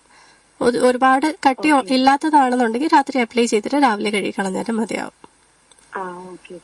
കാരണം നമുക്കിവിടെ ഇവിടുത്തെ വെള്ളം കുറച്ച് ഹാർഡല്ലേ, മുടി നല്ലപോലെ പൊഴിയുന്നുണ്ട്. ഓക്കെ, നന്നായിട്ട് പൊഴിയുന്നുണ്ടല്ലേ? പൊഴിയുന്നത് കൂടുതലും ഒരു ദിവസം എത്ര മുടി വരെ പൊഴിയുന്നുണ്ട് എന്ന് വെച്ചാൽ നമ്മൾ കുളിച്ച് കഴിഞ്ഞ് ഇറങ്ങുന്ന ഉടനെ ഒരുപാട് ഇങ്ങനെ കുളിച്ചു കഴിഞ്ഞ് വന്നിട്ട് നമ്മള് മുടി ചീപ്പത്തില്ലേ, അപ്പൊ നല്ലപോലെ വരും. അല്ലാണ്ട് ഡ്രൈ ആയിട്ട് നിൽക്കുമ്പോ അത്രയും പോകുന്നില്ല. ശരി, എപ്പോഴും ഒരേപോലെയാണോ ഹെയർ ഫോൾ വരുന്നത്, അതോ ചില സമയത്ത് കൂടുതലായിട്ടുണ്ട് ചില സമയത്ത് കുറവാണ്, അങ്ങനെയാണോ? യൂഷ്വലി സമ്മർ ഇവിടെ തുടങ്ങുന്ന സമയത്ത് ഭയങ്കരമായിട്ട് മുടിക്കും. ശരി, ക്ലൈമറ്റ് വ്യത്യാസം വരുമ്പോഴത്തേക്കുമാണ് ഹെയർ ഫോൾ കൂടുതലായിട്ടുള്ളത്. നല്ലപോലെ പോകുന്നുണ്ടായിരുന്നു. നമ്മൾ എപ്പോഴും ശ്രദ്ധിക്കേണ്ടത്, നമ്മൾക്ക് മുടി പോയ ഭാഗത്ത് ഒത്തിരി മുടി കൊഴിച്ചിൽ വന്നിട്ട് അതിനുശേഷം അവിടെ പുതിയ മുടികൾ വരുന്നില്ല എന്നുണ്ടെങ്കിൽ ഒരു ഡോക്ടറെ തന്നെ കൺസൾട്ട് ചെയ്യണം. അതെന്തുകൊണ്ടാണ് വീണ്ടും അവിടെ മുടി വരാത്തത് എന്നുള്ളത്. അപ്പൊ അങ്ങനെയാണെന്നുണ്ടെങ്കിൽ നമുക്കൊരു ക്ലൈമറ്റ് കണ്ടീഷൻസ് മാറുമ്പോഴോ അല്ലെങ്കിൽ നമുക്ക് എന്തെങ്കിലും സ്ട്രെസ്സോ കാര്യങ്ങളോ അങ്ങനെയൊക്കെ വരുമ്പോഴായിരിക്കും കൂടുതലുമായിട്ട് ആ ഹെയർ ഫോള് വരുന്നത്. പിന്നെ വൺ മോർ ഡൗട്ട്. ഓക്കെ, ഈ SPF നമ്മൾ സ്ഥിരം യൂസിക്കുന്ന ഇവിടെ ഇപ്പൊ നല്ല ചൂടാണ്, അപ്പൊ അത് നമ്മൾ ക്രീം ഇടണം എന്നുള്ള കമ്പൽസറിയാണോ? അതെ, തീർച്ചയായും സൺ പ്രൊട്ടക്ഷൻ വളരെ വളരെ ഇമ്പോർട്ടന്റ് ആണ്. കാരണം നല്ല ചൂടാണ് ഇവിടെ ഇപ്പൊ. അതേപോലെ ഞാൻ നേരത്തെ പറഞ്ഞ പോലെ തന്നെ നമ്മൾ പുറത്തോട്ട് ഇറങ്ങുമ്പോഴത്തേക്കും സൺസ്ക്രീൻ മാത്രം ചിലപ്പോൾ നമ്മൾക്ക് കംപ്ലീറ്റ് ഒരു സൺ പ്രൊട്ടക്ഷൻ തരണം എന്നില്ല. അപ്പോൾ നമ്മൾ പ്രൊട്ടക്റ്റീവ് ആയിട്ടുള്ള ക്ലോത്തിങ്ങോ കുറച്ച് കവർ ചെയ്യുന്ന വസ്ത്രങ്ങളോ അല്ലെങ്കിൽ ഒരു ക്യാപ്പോ കൊടയോ ഒക്കെ പിടിച്ച് ഇറങ്ങിക്കഴിഞ്ഞാൽ അത് ആ ഒരു സൺ ഡാമേജ് കുറച്ചുകൂടെ കുറവായിരിക്കും. SPF ഇടുന്നതിനോടൊപ്പം തന്നെ ചെയ്യേണ്ട കാര്യങ്ങളാണ് ഞാൻ പറഞ്ഞത്. ഓക്കെ ചേച്ചി, വിളിച്ചതിൽ സന്തോഷം. അപ്പോൾ ഡോക്ടർ, നമുക്ക് മറ്റൊരു കോള് കൂടെ വെയിറ്റ് ചെയ്യുന്നുണ്ട്. ആരാണെന്ന് നോക്കാം. ഹലോ. ഹലോ, നമസ്കാരം. Good evening doctor. Good evening. എന്റെ കൊച്ചു മോനെ കാലിൽ ഇന്നെ ചുറിഞ്ഞിട്ട് ഒരു കുഴമ്പൂർ ഡോക്ടർ കുറിച്ച് തന്നു. പ്രോബെറ്റാസോൾ ടെനോവേറ്റ് ഓയിൻമെന്റ് എന്നാണ് എഴുതിയിരിക്കുന്നത്. പക്ഷെ അത് വീണ്ടും അത് ഉണങ്ങിയിട്ട് വീണ്ടും അവിടെ ചൊറിച്ചിൽ വരുന്നല്ലോ, അതെന്താണ് ഡോക്ടർ? അത് ഉണങ്ങിയതിന് ശേഷം വീണ്ടും വരുന്നുണ്ടെങ്കിൽ കുഞ്ഞ് മണ്ണിൽ കളിക്കോ അങ്ങനെ വീണ്ടും ചൊറിഞ്ഞു പൊട്ടിക്കോ അങ്ങനെ വല്ലതും ചെയ്യുന്നുണ്ടോ? മണ്ണില് അവൻ കളിക്കും, അതുകൊണ്ടായിരിക്കുമോ? അതുകൊണ്ടായിരിക്കും വീണ്ടും വീണ്ടും അത് വന്നുകൊണ്ടിരിക്കുന്നത്. ശരി, അപ്പൊ അതൊന്ന് ശ്രദ്ധിക്കുക. Okay doctor. ഈ ആഹാരം ചിക്കൻ കഴിക്കുന്നോണ്ട് കുഴപ്പമുണ്ടോ? ചിക്കൻ കഴിക്കുമ്പോൾ സാധാരണ അലർജി വരുന്ന കുട്ടിയാണോ? അതിനും അവന് അലർജി ഈ ചിക്കൻ കഴിച്ചതിന് ശേഷമാണ് ഇത് കൂടുന്നത്. നമുക്ക് ചില ഭക്ഷണങ്ങൾ കുട്ടികൾക്ക് അലർജി ആയിരിക്കാം. അപ്പൊ അങ്ങനെയുള്ള ആഹാരങ്ങൾ നമ്മൾ മിതമായിട്ട് കൊടുക്കുക, അല്ലെങ്കിൽ അത് കൊടുക്കാതിരിക്കുമ്പോഴത്തേക്ക് എങ്ങനെയുണ്ട്, അത് സ്കിൻ കണ്ടീഷൻ ഉണ്ടായിരുന്ന കൂടുന്നുണ്ടോ എന്നുള്ളത് ശ്രദ്ധിക്കുക. അങ്ങനെ കൂടുന്നുണ്ടെങ്കിൽ അത് സ്റ്റോപ്പ് ചെയ്യാം. ശരി ശരി, ഓക്കെ. ഓക്കെ ചേട്ടാ, വിളിച്ചതിൽ സന്തോഷം. അപ്പോൾ ഡോക്ടർ, മറ്റൊരു പ്രധാന പ്രശ്നം എന്ന് പറയുന്നത് എല്ലാവർക്കും വരുന്നത് ഉറക്കം കുറവുകൊണ്ടാണോ അത് എന്തുകൊണ്ടാണെന്ന് അറിയത്തില്ല, കണ്ണിനടിയിലെ കറുപ്പ്. അത് എങ്ങനെ നമുക്കതിനെ ഒന്ന് പരിഹരിച്ചു മാറ്റാനായിട്ട് സാധിക്കും? കണ്ണിന്റെ അടിയിലെ കറുപ്പ് നമുക്ക് എല്ലാവർക്കും അറിയാവുന്ന ഒരു കാര്യമാണ്. കണ്ണിന്റെ അടിയിലെ കറുപ്പ് മെയിൻലി വരുന്നത് ഉറക്കക്കുറവ് മൂലം വരാറുള്ള കണ്ണിന്റെ അടിയിലെ കറുപ്പുകളുണ്ട്. അതേപോലെ ഇപ്പോൾ IT പ്രൊഫഷണൽസ് അല്ലെങ്കിൽ സ്ക്രീൻ ടൈം കൂടുതലുള്ള, കമ്പ്യൂട്ടറിന്റെ മുന്നിൽ കൂടുതൽ നേരം ഇരുന്ന് വർക്ക് ചെയ്യുന്ന ആൾക്കാർ, അവർക്ക് കണ്ണിന്റെ അടിയിൽ കൂടുതലായിട്ട് കറുപ്പ് വരാറുണ്ട്. സ്മോക്ക് ചെയ്യുന്നവർ, പുക വലിക്കുന്നവർ, അല്ലെങ്കിൽ മദ്യപിക്കുന്നവർക്ക്, ഇങ്ങനെ ഒരുപിടി റീസൺസ് ഉണ്ട് കണ്ണിന്റെ അടിയിൽ കറുപ്പ് വരാനായിട്ട്. അപ്പൊ ആദ്യമേ നമ്മൾ ചെയ്യേണ്ടത് അത് വരുത്തുന്ന കാര്യങ്ങൾ കുറയ്ക്കുക എന്നുള്ളതാണ്.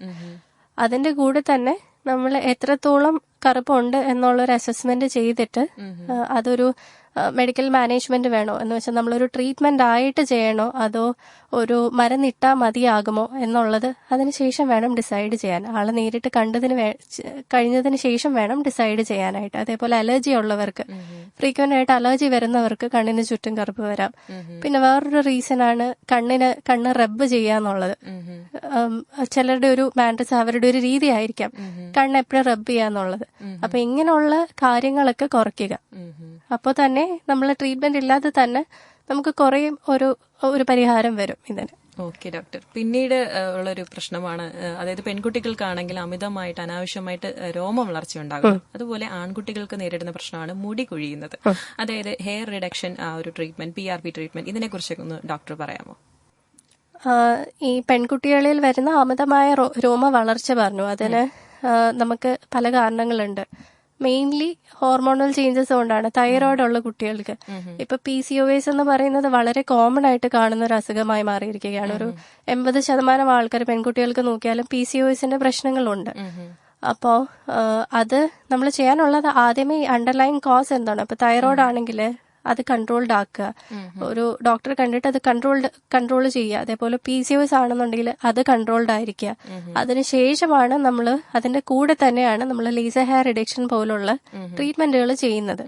ലേസർ ഹെയർ റിഡക്ഷൻ എന്ന് പറയുമ്പോഴത്തേക്ക് നമ്മുടെ രോമത്തിലെ കറുപ്പ് നിറം കൊടുക്കുന്ന മെലനിൻ എന്ന് പറയും. അതിനെ മാത്രമാണ് ലേസർ ടാർഗറ്റ് ചെയ്യുന്നത്. അപ്പോൾ അത് ചെയ്യുമ്പോഴത്തേക്കും നമുക്ക് ഓരോ തവണയും നമുക്ക് അതിനൊരു 4 തൊട്ട് 6 വരെയാണ് സെഷൻസ് മിനിമം പറയുന്നത്, ഒരു മാസത്തെ ഗ്യാപ്പിൽ. അപ്പൊ അത് ചെയ്യുമ്പോഴത്തേക്കും നമ്മുടെ ആ രോമത്തിലുള്ള മെലാനിൻ സെൽസ് കുറയുകയാണ് ചെയ്യുന്നത്. അതിനെ ബ്രേക്ക് ഡൗൺ ചെയ്തിട്ട് പിന്നീട് വരുന്ന രോമങ്ങൾ നേർത്തതായിട്ടും അവിടെ ഉണ്ടായിരുന്ന ഫോളിക്കിൾസ് കുഞ്ഞായി അല്ലെങ്കിൽ അത് അടയുകയാണ് ചെയ്യുന്നത്. പക്ഷേ ഇതിനകത്തൊരു പ്രശ്നം എന്ന് പറയുന്നത് PCOD കൺട്രോൾഡ് അല്ല, തൈറോയ്ഡ് കൺട്രോൾഡ് അല്ലാത്തൊരു കണ്ടീഷനിലാണെന്നുണ്ടെങ്കിൽ നമ്മൾ ഈ ട്രീറ്റ്മെന്റ് മാത്രമായിട്ട് മുന്നോട്ട് പോയി കഴിഞ്ഞാൽ അതിന്റെ റിസൾട്ട്സ് കുറവായിരിക്കും.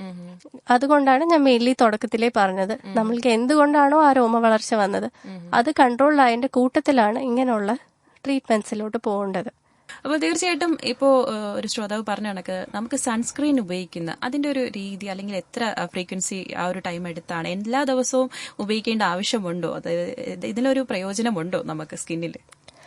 നമുക്ക് ഏറ്റവും ബേസിക് ആയിട്ട് വേണ്ട ഒരു കാര്യമാണ് സൺ പ്രൊട്ടക്ഷൻ അല്ലെങ്കിൽ സൺസ്ക്രീൻ എന്ന് പറയുന്നത്. അത് നമുക്ക് SPF ഇപ്പൊ 15 തൊട്ട് 15 തൊട്ട് 50 SPF വരെ ഉള്ള സൺസ്ക്രീൻസ് ലഭ്യമാണ്. നമുക്കൊരു 15, നമ്മുടെ ഒരു ക്ലൈമറ്റ് കണ്ടീഷൻ വെച്ച് 15-നകത്ത് നമുക്ക് ഒരു വലിയ സൺ പ്രൊട്ടക്ഷൻ കിട്ടത്തില്ല. മിനിമം ഒരു 30+ ഉള്ളൊരു സൺസ്ക്രീൻ എങ്കിലും ഉപയോഗിക്കാനായിട്ട് ശ്രദ്ധിക്കുക. ഐഡിയലി നമ്മൾ പറയുന്ന 2 മണിക്കൂർ കൂടുമ്പോഴത്തേക്കും റീഅപ്ലൈ ചെയ്ത് കഴിഞ്ഞാലേ ഈ ഒരു സൺസ്ക്രീനിന്റെ ഇഫക്റ്റ് വരുള്ളൂ എന്നാണ്. അതേപോലെ തന്നെ നമ്മളിപ്പോ അകത്തിരുന്ന്, വീടിന്റെ അകത്ത് അല്ലെങ്കിൽ ഒരു ഓഫീസിന്റെ അകത്തിരുന്ന് വർക്ക് ചെയ്യുന്ന ഒരാളാണെങ്കിൽ പോലും ഡയറക്റ്റ് സൺ എക്സ്പോഷർ ഇല്ലെങ്കിൽ പോലും സൺസ്ക്രീൻ അപ്ലൈ ചെയ്യേണ്ടതാണ്. ഓക്കെ ഡോക്ടർ, പിന്നീട് ഏറ്റവും കൂടുതൽ പ്രധാന പ്രശ്നം എന്ന് പറഞ്ഞാൽ നമുക്ക് ഓപ്പൺ പോർസ്, അതായത് മുഖത്തുണ്ടാകുന്ന കുഴികൾ, ഇതിനെന്തെങ്കിലും ചികിത്സകളുണ്ടോ? മുഖത്തുണ്ടാവുന്ന കുഴികള് കൂടുതലും ചിലർക്ക് ഈ നേരത്തെ പറഞ്ഞ പോലെ ഓയിൽ പ്രൊഡക്ഷൻ, സിബം പ്രൊഡക്ഷൻ കൂടുന്നവർക്ക് ഈ ഓപ്പൺ പോഴ്സ് കുറച്ചുകൂടെ വിസിബിൾ ആയിട്ട് വരാറുണ്ട്. അതേപോലെ പ്രായം കൂടിക്കൊണ്ടിരിക്കുമ്പോഴത്തേക്കും പോഴ്സ് കുറച്ചുകൂടെ വിസിബിൾ ആവുന്നവരുണ്ട്. അപ്പൊ നമ്മൾ ഇങ്ങനത്തെ ഒരു സിറ്റുവേഷൻസിൽ നമ്മൾ സാധാരണ ട്രീറ്റ്മെന്റ്സ് ആയിട്ടാണ് ചെയ്യാറുള്ളത്. കെമിക്കൽ പീല്, അല്ലെങ്കിൽ ലേസേഴ്സ്, അല്ലെങ്കിൽ MNRF എന്ന് പറയുന്ന treatment, micro needling radio frequency എന്ന് പറഞ്ഞ ട്രീറ്റ്മെന്റ്സുകളൊക്കെയാണ് ചെയ്യുന്നത്. അതുപോലെ മുഖത്തിലെ ചുളിവുകൾ അതും ഒരു പ്രശ്നമാണ്. അതിനെന്തെങ്കിലും ട്രീറ്റ്മെന്റുകളുണ്ടോ?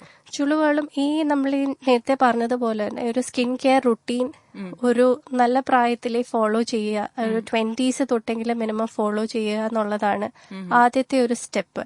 ആന്റി ഏജിങ് റുട്ടീനിലേക്ക് അല്ലെങ്കിൽ കുറച്ച് നാളും കൂടെ യുവത്വത്തോട് ജീവിക്കാൻ വേണ്ടിയിട്ടുള്ള ഫസ്റ്റ് സ്റ്റെപ്പ് എന്ന് പറയുന്ന ഒരു 20 വയസ്സിലെങ്കിലും ഇത് തുടങ്ങുക എന്നുള്ളതാണ്. അതിന്റെ കൂടെ തന്നെ നല്ലൊരു ജീവിതശൈലി അനുഷ്ഠിക്കുക, ഒരു മൈൽഡ് എക്സസൈസ്, അത്യാവശ്യം ആഹാരം, ഡയറ്ററി ഷുഗർ എന്ന് വെച്ചാൽ പഞ്ചസാര, അമിതമായിട്ടുള്ള പഞ്ചസാരയുടെ ഉപയോഗം, ഫാസ്റ്റ് ഫുഡിന്റെ ഉപയോഗം, ഇതൊക്കെ പതുക്കെ കുറച്ച് കൊണ്ടുവരിക. ഇതാണ് ഫസ്റ്റ് സ്റ്റെപ്പ്. നമ്മൾ മുഖത്തിടുന്നതിന് മുന്നേ നമ്മുടെ ബോഡിക്ക് കൊടുക്കേണ്ട കാര്യങ്ങൾ ആദ്യമേ നമ്മൾ കൃത്യമായിട്ട് ചെയ്യുക. അതിനുശേഷം നമ്മുടെ സ്കിന്നിന് വേണ്ട കാര്യങ്ങൾ ചെയ്യുക. അതൊരു നേരത്തെ സ്റ്റേജിൽ തുടങ്ങിക്കഴിഞ്ഞാൽ നമുക്ക് കുറെ കാലം കൂടെ ഈ ഒരു ആന്റി ഏജ്, വലിയ പ്രായം തോന്നിക്കാത്ത രീതിയിലെന്ന് വേണമെങ്കിൽ പറയാം, ആ രീതിയിൽ കൊണ്ടുപോകാൻ പറ്റും. പിന്നെ ഒരു 25 അല്ലെങ്കിൽ 30 കഴിയുമ്പോഴത്തേക്കും ഞാൻ നേരത്തെ പറഞ്ഞ പോലെ റെറ്റിനോൾസ്, അതേപോലെ പീൽസ് ട്രീറ്റ്മെന്റുകൾ പറയുകയാണെങ്കിൽ പീൽസ്, ലേസേഴ്സ്, ഇങ്ങനെയുള്ള പ്രൊസീജിയേഴ്സ് ഒക്കെ ചെയ്യുമ്പോഴത്തേക്കും നമ്മുടെ ഈ സ്കിന്നിന്റെ ഇലാസ്റ്റിസിറ്റി കുറയുമ്പോഴത്തേക്കാണ് സാഗിങ്ങും അല്ലെങ്കിൽ ഫൈൻ ലൈൻസ് പോലുള്ള പ്രശ്നങ്ങളൊക്കെ വരുന്നത്. ഇതൊക്കെ കുറയ്ക്കാനായിട്ടാണ് നമ്മൾ കൊളാജൻ ബൂസ്റ്റ് ചെയ്യുന്ന, കൊളാജൻ ഇലാസ്റ്റിൻ എന്ന് പറയുന്നതാണ് നമ്മുടെ സ്കിന്നിന് ഇലാസ്റ്റിസിറ്റി ഒക്കെ കൊടുക്കുന്നത്. അത് കൂട്ടുന്ന രീതിയിലുള്ള സപ്ലിമെന്റ്സ് കഴിക്കാറുണ്ട്.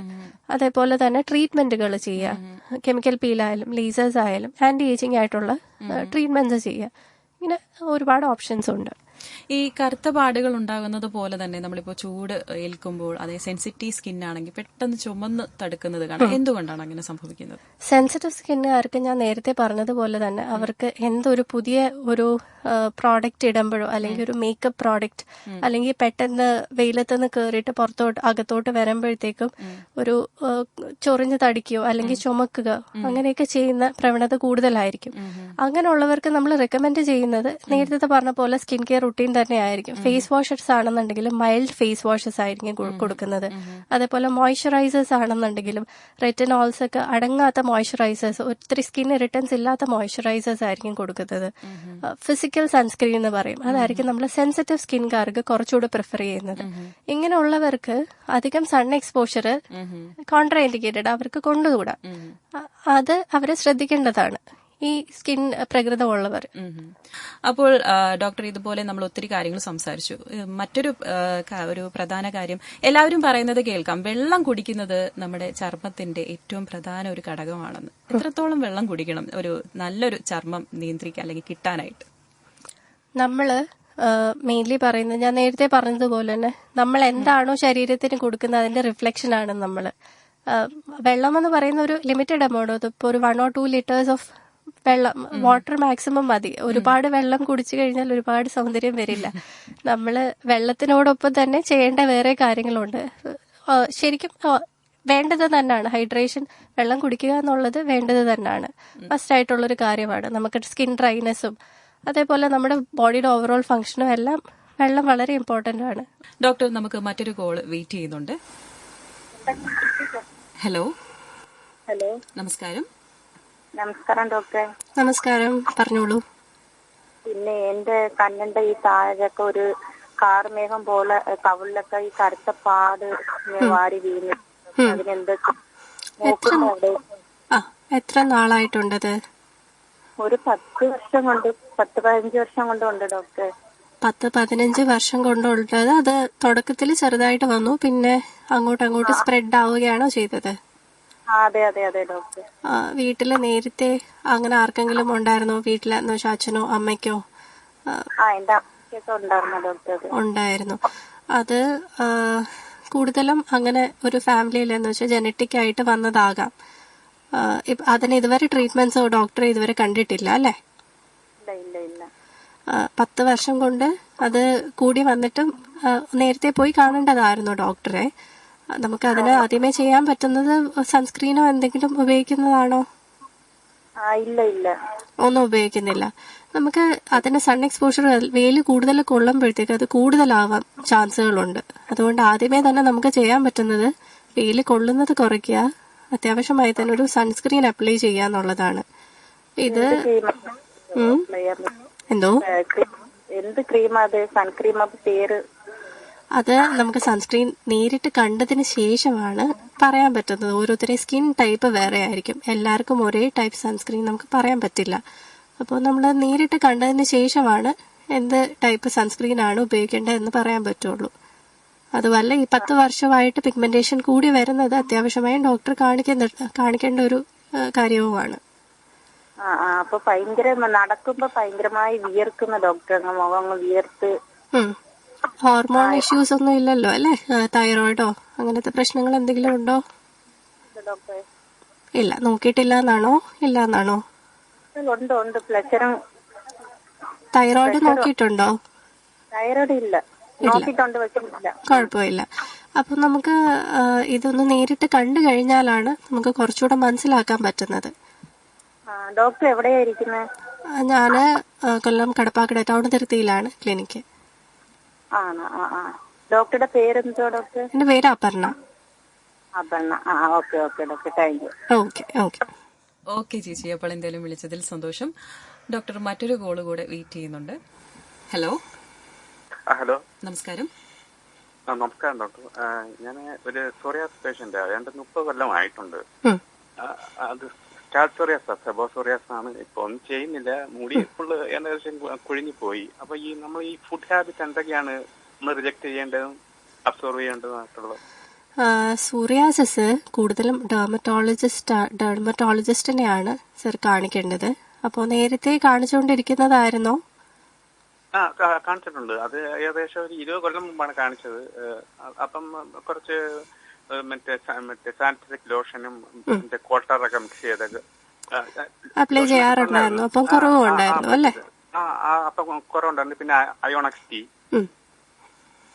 അതൊക്കെ ചെയ്തിട്ടുണ്ട്. പക്ഷെ ഇത് ചെയ്തും ഇത് കുറയും, പിന്നെയും നിർത്തുമ്പം പിന്നെയും പഴയ കണക്ക് തന്നെ കയറി വരികയാണ്. അതെ, സോറിയാസിസ് എന്ന് പറയുന്നത് നമ്മൾ നേരത്തെ കാണിച്ചുകൊണ്ടിരുന്ന ഡോക്ടറെ അല്ലെങ്കിൽ ഒരു പുതിയ ഡോക്ടറെ തന്നെ കൊണ്ടുപോയി കാണിക്കേണ്ട ഒരു ഇഷ്യൂ ആണ്. സോറിയാസിസ് അത്യാവശ്യമായി ട്രീറ്റ്മെന്റ് തന്നെ തേടേണ്ട ഒരു ഇഷ്യൂ ആണ്. ഓക്കെ ചേട്ടാ, വിളിച്ചതിൽ സന്തോഷം. ഡോക്ടർ മറ്റൊരു കോള് കൂടുണ്ട്. ഹലോ. നമസ്കാരം ഡോക്ടർ. എന്റെ മുടിയെല്ലാം പൊഴിഞ്ഞ് ഒരുമാതിരി വികൃതമായി. ഒരുപാട് എണ്ണകൾ തേക്കുന്നു, എന്നിട്ടും ഒരു മാറ്റവും ഇല്ല. ചേച്ചിക്ക് എത്ര വയസ്സായി ഇപ്പോ? 38 വയസ്സുണ്ട്. 38 വയസ്സിനകം ഇപ്പൊ എത്ര കാലമായി ഭയങ്കര ഒരുപാട് മുടി കൊഴിയാൻ തുടങ്ങിയിട്ട്? അധികം പൊഴിയുന്നില്ല, പക്ഷെ അതിനകത്ത് 4-5 മുടി പോലെ ഇച്ചിരി മുടിയേ ഉള്ളൂ, ഒരു പിടി മുടി. നേരത്തെ തൊട്ടേ മുടി കുറവായിരുന്നോ അതോ ഇപ്പൊ പെട്ടെന്ന് മുടി കുറഞ്ഞതുപോലെ തോന്നുന്നുണ്ടോ? ഇപ്പൊ കുറഞ്ഞതുപോലെ തോന്നുന്നു. നേരത്തെ ഉള്ളതിനെക്കാട്ടി ഒരുപാട് കുറഞ്ഞതുപോലെ തോന്നുന്നു. ഉള്ളു കുറഞ്ഞതുപോലെ തോന്നുന്നോ? ഉള്ളുമില്ല, ഒട്ടുമില്ല. ഈ ഒരു 2 വർഷത്തിനകമാണ് ഇത്രയും കുറഞ്ഞത്. തൈറോയിഡ് പ്രശ്നങ്ങളോ PCOD അങ്ങനെ എന്തെങ്കിലും ഉണ്ടോ? നോക്കിയിട്ടുണ്ടോ? തൈറോയിഡോ PCOD പോലുള്ള പ്രശ്നങ്ങൾ എന്തെങ്കിലും ഉണ്ടോ? അങ്ങനൊന്നും ഇല്ല. നോക്കിയിട്ടുണ്ടോ അതോ ഇല്ല? നോക്കിയിട്ടുണ്ടോ? അത് നോക്കിയിട്ടില്ല. നമുക്ക് വേഗം പെട്ടെന്നൊന്ന് നേരത്തെ ഉണ്ടായിരുന്ന ഉള്ള വേഗം കുറയുകയാണെന്നുണ്ടെങ്കിൽ നമുക്ക് ചിലപ്പോൾ ഒരു ഹോർമോണത്തിന്റെ വ്യതിയാനങ്ങൾ കൊണ്ടായിരിക്കാം വരുന്നത്. അപ്പൊ അതൊന്ന് നേരിട്ട് കണ്ട് നമ്മൾ ആ ബ്ലഡ് ടെസ്റ്റ് ഒക്കെ ഒരു ഡോക്ടറെ കാണിച്ചിട്ട് അതിന്റെ ബ്ലഡ് ടെസ്റ്റ് ഒക്കെ ചെയ്തിട്ട് വേണം എന്തുകൊണ്ടാണ് ഇത്രയും പെട്ടെന്ന് മുടി കൊഴിഞ്ഞു പോകുന്നത് എന്നുള്ളത് ഒന്ന് നോക്കേണ്ടത് തന്നെയാണ്.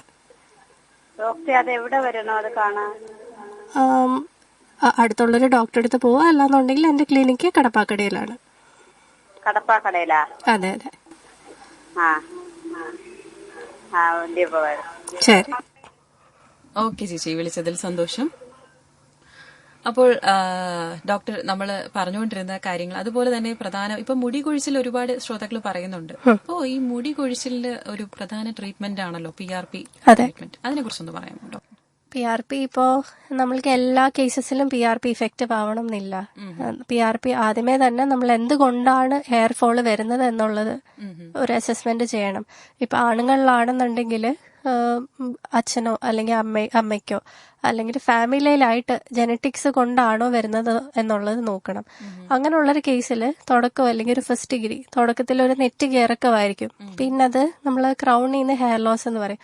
വേർട്ടെക്സ് ഏരിയയിലെ തലയുടെ പിറകു വശത്തു നിന്ന് ഹെയർ ലോസ് കൂടുതലായിട്ട് വരുന്നു. ആ ഒരു പാറ്റേൺ ആണെന്നുണ്ടെങ്കിൽ നേരത്തെ PRP പോലുള്ള ട്രീറ്റ്മെന്റുകൾ സ്റ്റാർട്ട് ചെയ്യുമ്പോൾ അത്രത്തോളം എഫക്റ്റീവ് ആയിരിക്കും. PRP എന്ന് പറയുന്നത് ബേസിക്കലി നമ്മുടെ ബ്ലഡ് തന്നെ എടുത്ത് നല്ല ഹൈ സ്പീഡിൽ റൊട്ടേറ്റ് ചെയ്യുമ്പോൾ അതിന്റെ ഒരു കമ്പണന്റ് തന്നെ എടുത്തിട്ടാണ്, അതിന്റെ ഒരു ഭാഗം തന്നെ എടുത്തിട്ടാണ് നമ്മൾ തലയിലോട്ട് ഇൻഫ്യൂസ് ചെയ്യുകയാണ് ചെയ്യുന്നത്. അപ്പം ഈ PRP എന്ന് പറയുന്നത് ഹെയർ ഗ്രോത്ത് പൊട്ടൻഷ്യൽ ഉള്ളത്, പുതിയ മുടികൾ വരുത്താൻ പൊട്ടൻഷ്യൽ ഉള്ള ഒരു സാധനമാണ് PRP എന്ന് പറയുന്നത്. അതിന്റെ തന്നെ ഒരു പുതിയൊരു ഫോമാണ് GFC PRP എന്ന് പറയുന്നത്. GFC എന്ന് പറയുമ്പോഴത്തേക്കും നമ്മൾ ഈ ബ്ലഡ് എടുക്കുന്ന ട്യൂബിൽ തന്നെ ഗ്രോത്ത് ഫാക്ടർ ആക്ടിവേറ്റേഴ്സ് കാണും. ഇതെന്ന് പറയുന്നത് നമ്മുടെ ബ്ലഡിലെ ഗ്രോത്ത് ഫാക്ടേഴ്സ് എന്ന് വെച്ചാൽ ഈ വളർച്ചയ്ക്ക് സഹായിക്കുന്ന സാധനങ്ങൾ ഫാക്ടേഴ്സിനെ കൂടുതലായിട്ട് കൊണ്ടുവന്ന് അത് PRPയുടെ തന്നെ പുതിയൊരു ഫോമാണ്. അത് നമുക്കൊരു 2 PRP ചെയ്യുന്നതിന്റെ ഒരു ഇഫക്റ്റ് ആണ് ഇപ്പോൾ ഒരു GFC ചെയ്യുമ്പോൾ നമ്മൾ കാണുന്നത്. അപ്പോൾ അങ്ങനെയുള്ള ട്രീറ്റ്മെന്റ്സ് വരുമ്പോൾ ഒരു ഇനിഷ്യൽ സ്റ്റേജിൽ ഒരു ഫസ്റ്റ് ഡിഗ്രി അല്ലെങ്കിൽ സെക്കൻഡ് ഡിഗ്രി ഹെയർ ഫോളിൽ കാണുന്നുണ്ടെങ്കിൽ നല്ല രീതിയിലുള്ള വ്യത്യാസങ്ങളാണ് കാണുന്നത്. ഓക്കെ ഡോക്ടർ, അതുപോലെ ഇപ്പൊ സെലിബ്രിറ്റീസ് ഒക്കെ ഒരുപാട് യൂസ് ചെയ്യുന്നത് പറഞ്ഞു കേട്ടിട്ടുള്ളതാണ് ഗ്ലൂട്ടാതയോൺ. അതിന്റെ ടാബ്ലറ്റ്സ് യൂസ് ചെയ്യുന്നത്, ഇഞ്ചെക്ഷൻസ് യൂസ് ചെയ്യുന്നത്, ഇത് എത്രത്തോളം ഫലപ്രദമാണ്? ഗ്ലൂട്ടതയോൺ എന്ന് പറയുന്നത് ബേസിക്കലി ഒരു ആന്റി ഓക്സിഡന്റ് ആണ്. നമ്മുടെ തന്നെ ബോഡി പ്രൊഡ്യൂസ് ചെയ്യുന്ന ഒരു ആന്റി ഓക്സിഡന്റ് ആണ്. അപ്പോൾ നമ്മളിത് സപ്ലിമെന്റ് ഇപ്പോൾ കൂടുതലുമായിട്ട് ഇത് സപ്ലിമെന്റ് ചെയ്യാറുണ്ട്, ടാബ്ലറ്റ്സ് ആയിട്ട് കഴിക്കാറുണ്ട്. IV ഗ്ലൂട്ടതയോൺ എന്ന് പറയും. നമ്മൾ ഇപ്പോൾ ഒരു ഡ്രിപ്പ് ഇടുന്നത് പോലെ ഗ്ലൂട്ടതയോൺ നമ്മുടെ ശരീരത്തോട്ട് ഇൻജെക്ട് ചെയ്യാറുണ്ട്. ഇതിനൊക്കെ നമുക്ക് ഒരു സ്കിൻ ടോൺ ഇംപ്രൂവ്മെന്റ്, ഭയങ്കരമായിട്ട് നിറം വ്യത്യാസം വരും എന്നല്ല. ഇപ്പൊ ഒരു പിഗ്മെന്റേഷൻ ഉള്ള ഒരാളാണ്, മുഖത്തൊരു കരിവാള്, ഇപ്പൊ നേരത്തെ നമ്മളൊരു കോളർ വിളിച്ചതുപോലെ കുറച്ച് പിഗ്മെന്റേഷൻ ഒക്കെ ഉള്ള ഒരാളാണെന്നുണ്ടെങ്കിൽ ആദ്യമേ നമുക്ക് ആ ഒരു പിഗ്മെന്റ് ഒന്ന് ഇംപ്രൂവ്ഡ് ആയിട്ട് വരുന്നതായിരിക്കും നോട്ടീസ് ചെയ്യുന്നത്. നമ്മൾ കൂടുതലും ഇതൊരു ടോപ്പിക്കലി സ്കിന്നിന്റെ പുറമെ വൈറ്റമിൻ C നേരത്തെ പറഞ്ഞതുപോലെ തന്നെ ടോപ്പിക്കലി അപ്ലൈ ചെയ്യാനും കൊടുക്കാറുണ്ട്. ഈ IV ഗ്ലൂട്ടതയോണിന്റെ മെയിൻ്റെനൻസ് നമ്മളിപ്പോൾ ഒരു IV മാസം തോറും ആയിരിക്കും ഇടുന്നത്. അപ്പോൾ മാസം തോറും ഇടുന്നത് എല്ലാ തവണയും എടുക്കാൻ പറ്റിയില്ലെങ്കിൽ ആ ഒരു IV എടുക്കുന്ന ഗ്ലൂട്ടതയോൺ മെയിൻറ്റെയിൻ ചെയ്ത് അതിന്റെ റിസൾട്ട് കുറച്ചുകൂടെ മെയിൻറ്റെയിൻ ചെയ്ത് കൊണ്ടുപോകാൻ വേണ്ടിയിട്ടാണ് നമ്മൾ കഴിക്കാൻ ടാബ്ലറ്റ്സ് ആയിട്ട് ഗ്ലൂട്ടതയോൺ കൊടുക്കാറുള്ളത്. ഓക്കെ ഡോക്ടർ, അപ്പോൾ ഇതുപോലെ തന്നെ നമ്മുടെ മുഖത്ത് ടോണേഴ്സ് യൂസ് ചെയ്യുന്നത് നല്ലതാണോ? ടോണേഴ്സ് കൂടുതലും നമ്മുടെ ഓയിലി സ്കിന്നുള്ള ആൾക്കാർക്ക് നമ്മൾ ഈ വിച്ച് ഹേസൽ അല്ലെങ്കിൽ ടീ ട്രീ ഓയിൽ എന്നൊക്കെ ഒരുപാട് കേൾക്കുന്നതാണ്. ടീ ട്രീ ഓയിൽ അല്ലെങ്കിൽ വിച്ച് ഹേസൽ എന്നൊക്കെ പറയുന്നത് എണ്ണമയം കുറയ്ക്കാനായിട്ട് സഹായിക്കുന്ന പ്രോഡക്ട്സ് ആണ്. അപ്പോൾ നമുക്ക് കുറച്ചുകൂടെ എണ്ണമയം കുറയ്ക്കും. അതേപോലെ നമ്മുടെ സ്കിന്നിന്റെ pH ലെവൽ കുറച്ചുകൂടെ കൺട്രോൾ ആക്കാനായിട്ട് ഹെൽപ്പ് ചെയ്യുന്ന ഏജൻസ് ആണ്. അപ്പോൾ എല്ലാവർക്കും ടോണേഴ്സ് നല്ലതാണോ എന്ന് ചോദിച്ചു കഴിഞ്ഞാൽ അല്ല. ഓക്കെ, അതുപോലെ പ്രധാനമായിട്ടും മറ്റൊരു സംശയം കൂടെ ഉണ്ട്. ഇപ്പൊ താരന്റെ കാര്യം പറഞ്ഞതുപോലെ എല്ലാവരും പറയും എണ്ണ തേച്ച് കുളിച്ചാൽ താരൻ വരാനുള്ള സാധ്യതയുണ്ട്, പക്ഷെ എണ്ണ തേച്ച് കുളിക്കുന്നത് നല്ലതാണെന്നും പറഞ്ഞു കേൾക്കുന്നുണ്ട്. പക്ഷെ യഥാർത്ഥത്തിൽ എന്താണ്? നമ്മൾ എണ്ണ തേക്കുന്നത് ഒരാഴ്ചയിൽ 1-2 തവണയെ എണ്ണ തേക്കാം, പ്രശ്നമില്ല. ഹെയർ ഗ്രോത്തിന് എണ്ണ തേക്കുന്നത് പ്രശ്നമില്ലാത്ത കാര്യമാണ്. പക്ഷെ നമ്മൾ എവിടെ ശ്രദ്ധിക്കേണ്ടതെന്ന് വെച്ചാൽ എണ്ണ തേച്ച് കഴിഞ്ഞാൽ കംപ്ലീറ്റ്ലി റിമൂവ് ചെയ്യാനായിട്ട് ശ്രദ്ധിക്കുക. ആ എണ്ണമയം തലയിലിരുന്ന് ഈർപ്പമായിട്ടിരിക്കുമ്പോഴാണ് പിന്നെ ഒരു ഡാൻഡ്രഫിന് വഴിയൊരുക്കുന്നത്. അപ്പൊ നമ്മൾ ആദ്യമേ ശ്രദ്ധിക്കേണ്ടത് എണ്ണ തേക്കുന്നതുകൊണ്ട് പ്രശ്നമൊന്നുമില്ല. ആഴ്ചയിൽ 1-2 തവണയോ നമുക്ക് എണ്ണ തേക്കാം. ഒരു 20 മിനിറ്റ് ഇട്ടിട്ട് കംപ്ലീറ്റ്ലി വാഷ് ചെയ്ത് കളയാം ഷാംപൂ ഉപയോഗിച്ച്. ഓക്കെ ഡോക്ടർ, അപ്പൊ എന്തായാലും നമുക്ക് പുതിയ എന്തെങ്കിലും ട്രീറ്റ്മെന്റ്സുകളോ എന്തെങ്കിലും ഉണ്ടോ സ്കിൻ കെയറിന് വേണ്ടിയിട്ട് പറയാനായിട്ട്? സ്കിൻ കെയറിൽ നമുക്ക് പറയാൻ പറ്റുന്നത് ഇപ്പോ ഷാംപൂസ് അങ്ങനെ എന്തെങ്കിലും. ഷാംപൂസ് പറയുമ്പോൾ ഇപ്പോൾ ഓയിലി സ്കാൽപ്പ് ആയിട്ടുള്ളവരാണെന്നുണ്ടെങ്കിൽ, ഒരുപാട് എണ്ണമയം പ്രൊഡ്യൂസ് ചെയ്യുന്ന ഒരു സ്കാൽപ്പ് ഉള്ള ഒരാളാണെന്നുണ്ടെങ്കിൽ നമുക്ക് സാലിസിലിക് ആസിഡിനെ നമ്മൾ മുഖത്ത് തേക്കുന്നത് തന്നെ പറഞ്ഞില്ലേ, സാലിസിലിക് ആസിഡ് അടങ്ങുന്ന ഹെയർ വാഷസ് ഉണ്ട്, തലയിൽ യൂസ് ചെയ്യുന്ന ഷാംപൂസ് ഉണ്ട്. അതേപോലെ നമ്മൾ ഷാംപൂ ഉപയോഗിക്കുമ്പോൾ ശ്രദ്ധിക്കേണ്ട കാര്യമാണ് ഒരുപാട് ഒരുപാട് പതയ്ക്കാത്ത പ്രോഡക്ട്സുകൾ നോക്കുക എന്നുള്ളത്. ഒരുപാട് പതയ്ക്കുന്നത് നമ്മുടെ തലയിലെ എസെൻഷ്യൽ ഓയിൽസ്, നമുക്ക് നമ്മുടെ തല തന്നെ പ്രൊഡ്യൂസ് ചെയ്യുന്ന നമ്മുടെ സ്കാൽപ്പിന് ആവശ്യമായിട്ടുള്ള കുറച്ച് എണ്ണയുണ്ട്, അതും കൂടെ വാഷ് ഓഫ് ചെയ്യാതിരിക്കാനായിട്ട് ശ്രദ്ധിക്കുക. അപ്പോൾ ഷാംപൂസ് നമ്മൾ തിരഞ്ഞെടുക്കുമ്പോഴും നമ്മുടെ സ്കാൽപ്പിന് പറ്റുന്ന ഒരു ഷാംപൂ തിരഞ്ഞെടുക്കുക, അത് കൺസിസ്റ്റന്റ് ആയിട്ട് അത് തന്നെ ഉപയോഗിക്കുക. സ്കിൻ കെയർ എന്ന് പറയുന്നതും അതേപോലെ തന്നെയാണ്. കൺസിസ്റ്റൻസി ഇസ് ദ കീ എന്ന് പറയുന്നത് പോലെ നമ്മൾ ഒരു കാര്യം ചെയ്യാൻ തുടങ്ങിയ ഇതൊരു ലൈഫ് ലോങ് കമ്മിറ്റ്മെന്റ് ആണ്. നമ്മളിത് സ്റ്റാർട്ട് ചെയ്ത് കഴിഞ്ഞാൽ നമ്മളിത് ചെയ്തുകൊണ്ടിരിക്കുന്നതനുസരിച്ചാണ് നമ്മുടെ സ്കിന്നിന് വ്യത്യാസം വരുന്നത്. ഓക്കെ ഡോക്ടർ, അപ്പോൾ എന്തായാലും നമ്മുടെ പ്രോഗ്രാം വൈൻഡപ്പ് ചെയ്യാനുള്ള ടൈം ആയിരിക്കുകയാണ്. അപ്പോൾ ഈ ഒരു സമയത്ത് എന്താണ് പ്രിയ ശ്രോതാക്കളോട് ഡോക്ടറിന് പറയാനുള്ളത്? എനിക്ക് പറയാനുള്ളത് ഞാൻ നേരത്തെ പറഞ്ഞിട്ടുണ്ട്, നമ്മൾ എന്താണോ നമുക്ക് കൊടുക്കുന്നത് അതിന്റെ റിഫ്ലക്ഷൻ ആണ് നമ്മൾ. അപ്പോൾ eat healthy, stay healthy. Okay doctor, അപ്പോൾ ഇത്രയും നേരം നമ്മോടൊപ്പം ഉണ്ടായിരുന്നത് അനൂപ് ന്യൂ ലൈഫ് കെയറിലെ കോസ്മെറ്റോളജിസ്റ്റ് ഡോക്ടർ അപർണ കൃഷ്ണയാണ്. അപ്പോൾ ഡോക്ടറിന്റെ വിലയേറിയ നിർദ്ദേശങ്ങൾക്കും അഭിപ്രായങ്ങൾക്കും റേഡിയോ ബെൻസിക്കിന്റെ പേരിൽ തന്നെ നന്ദി പറയുകയാണ്. നന്ദി ഡോക്ടർ. Thank you.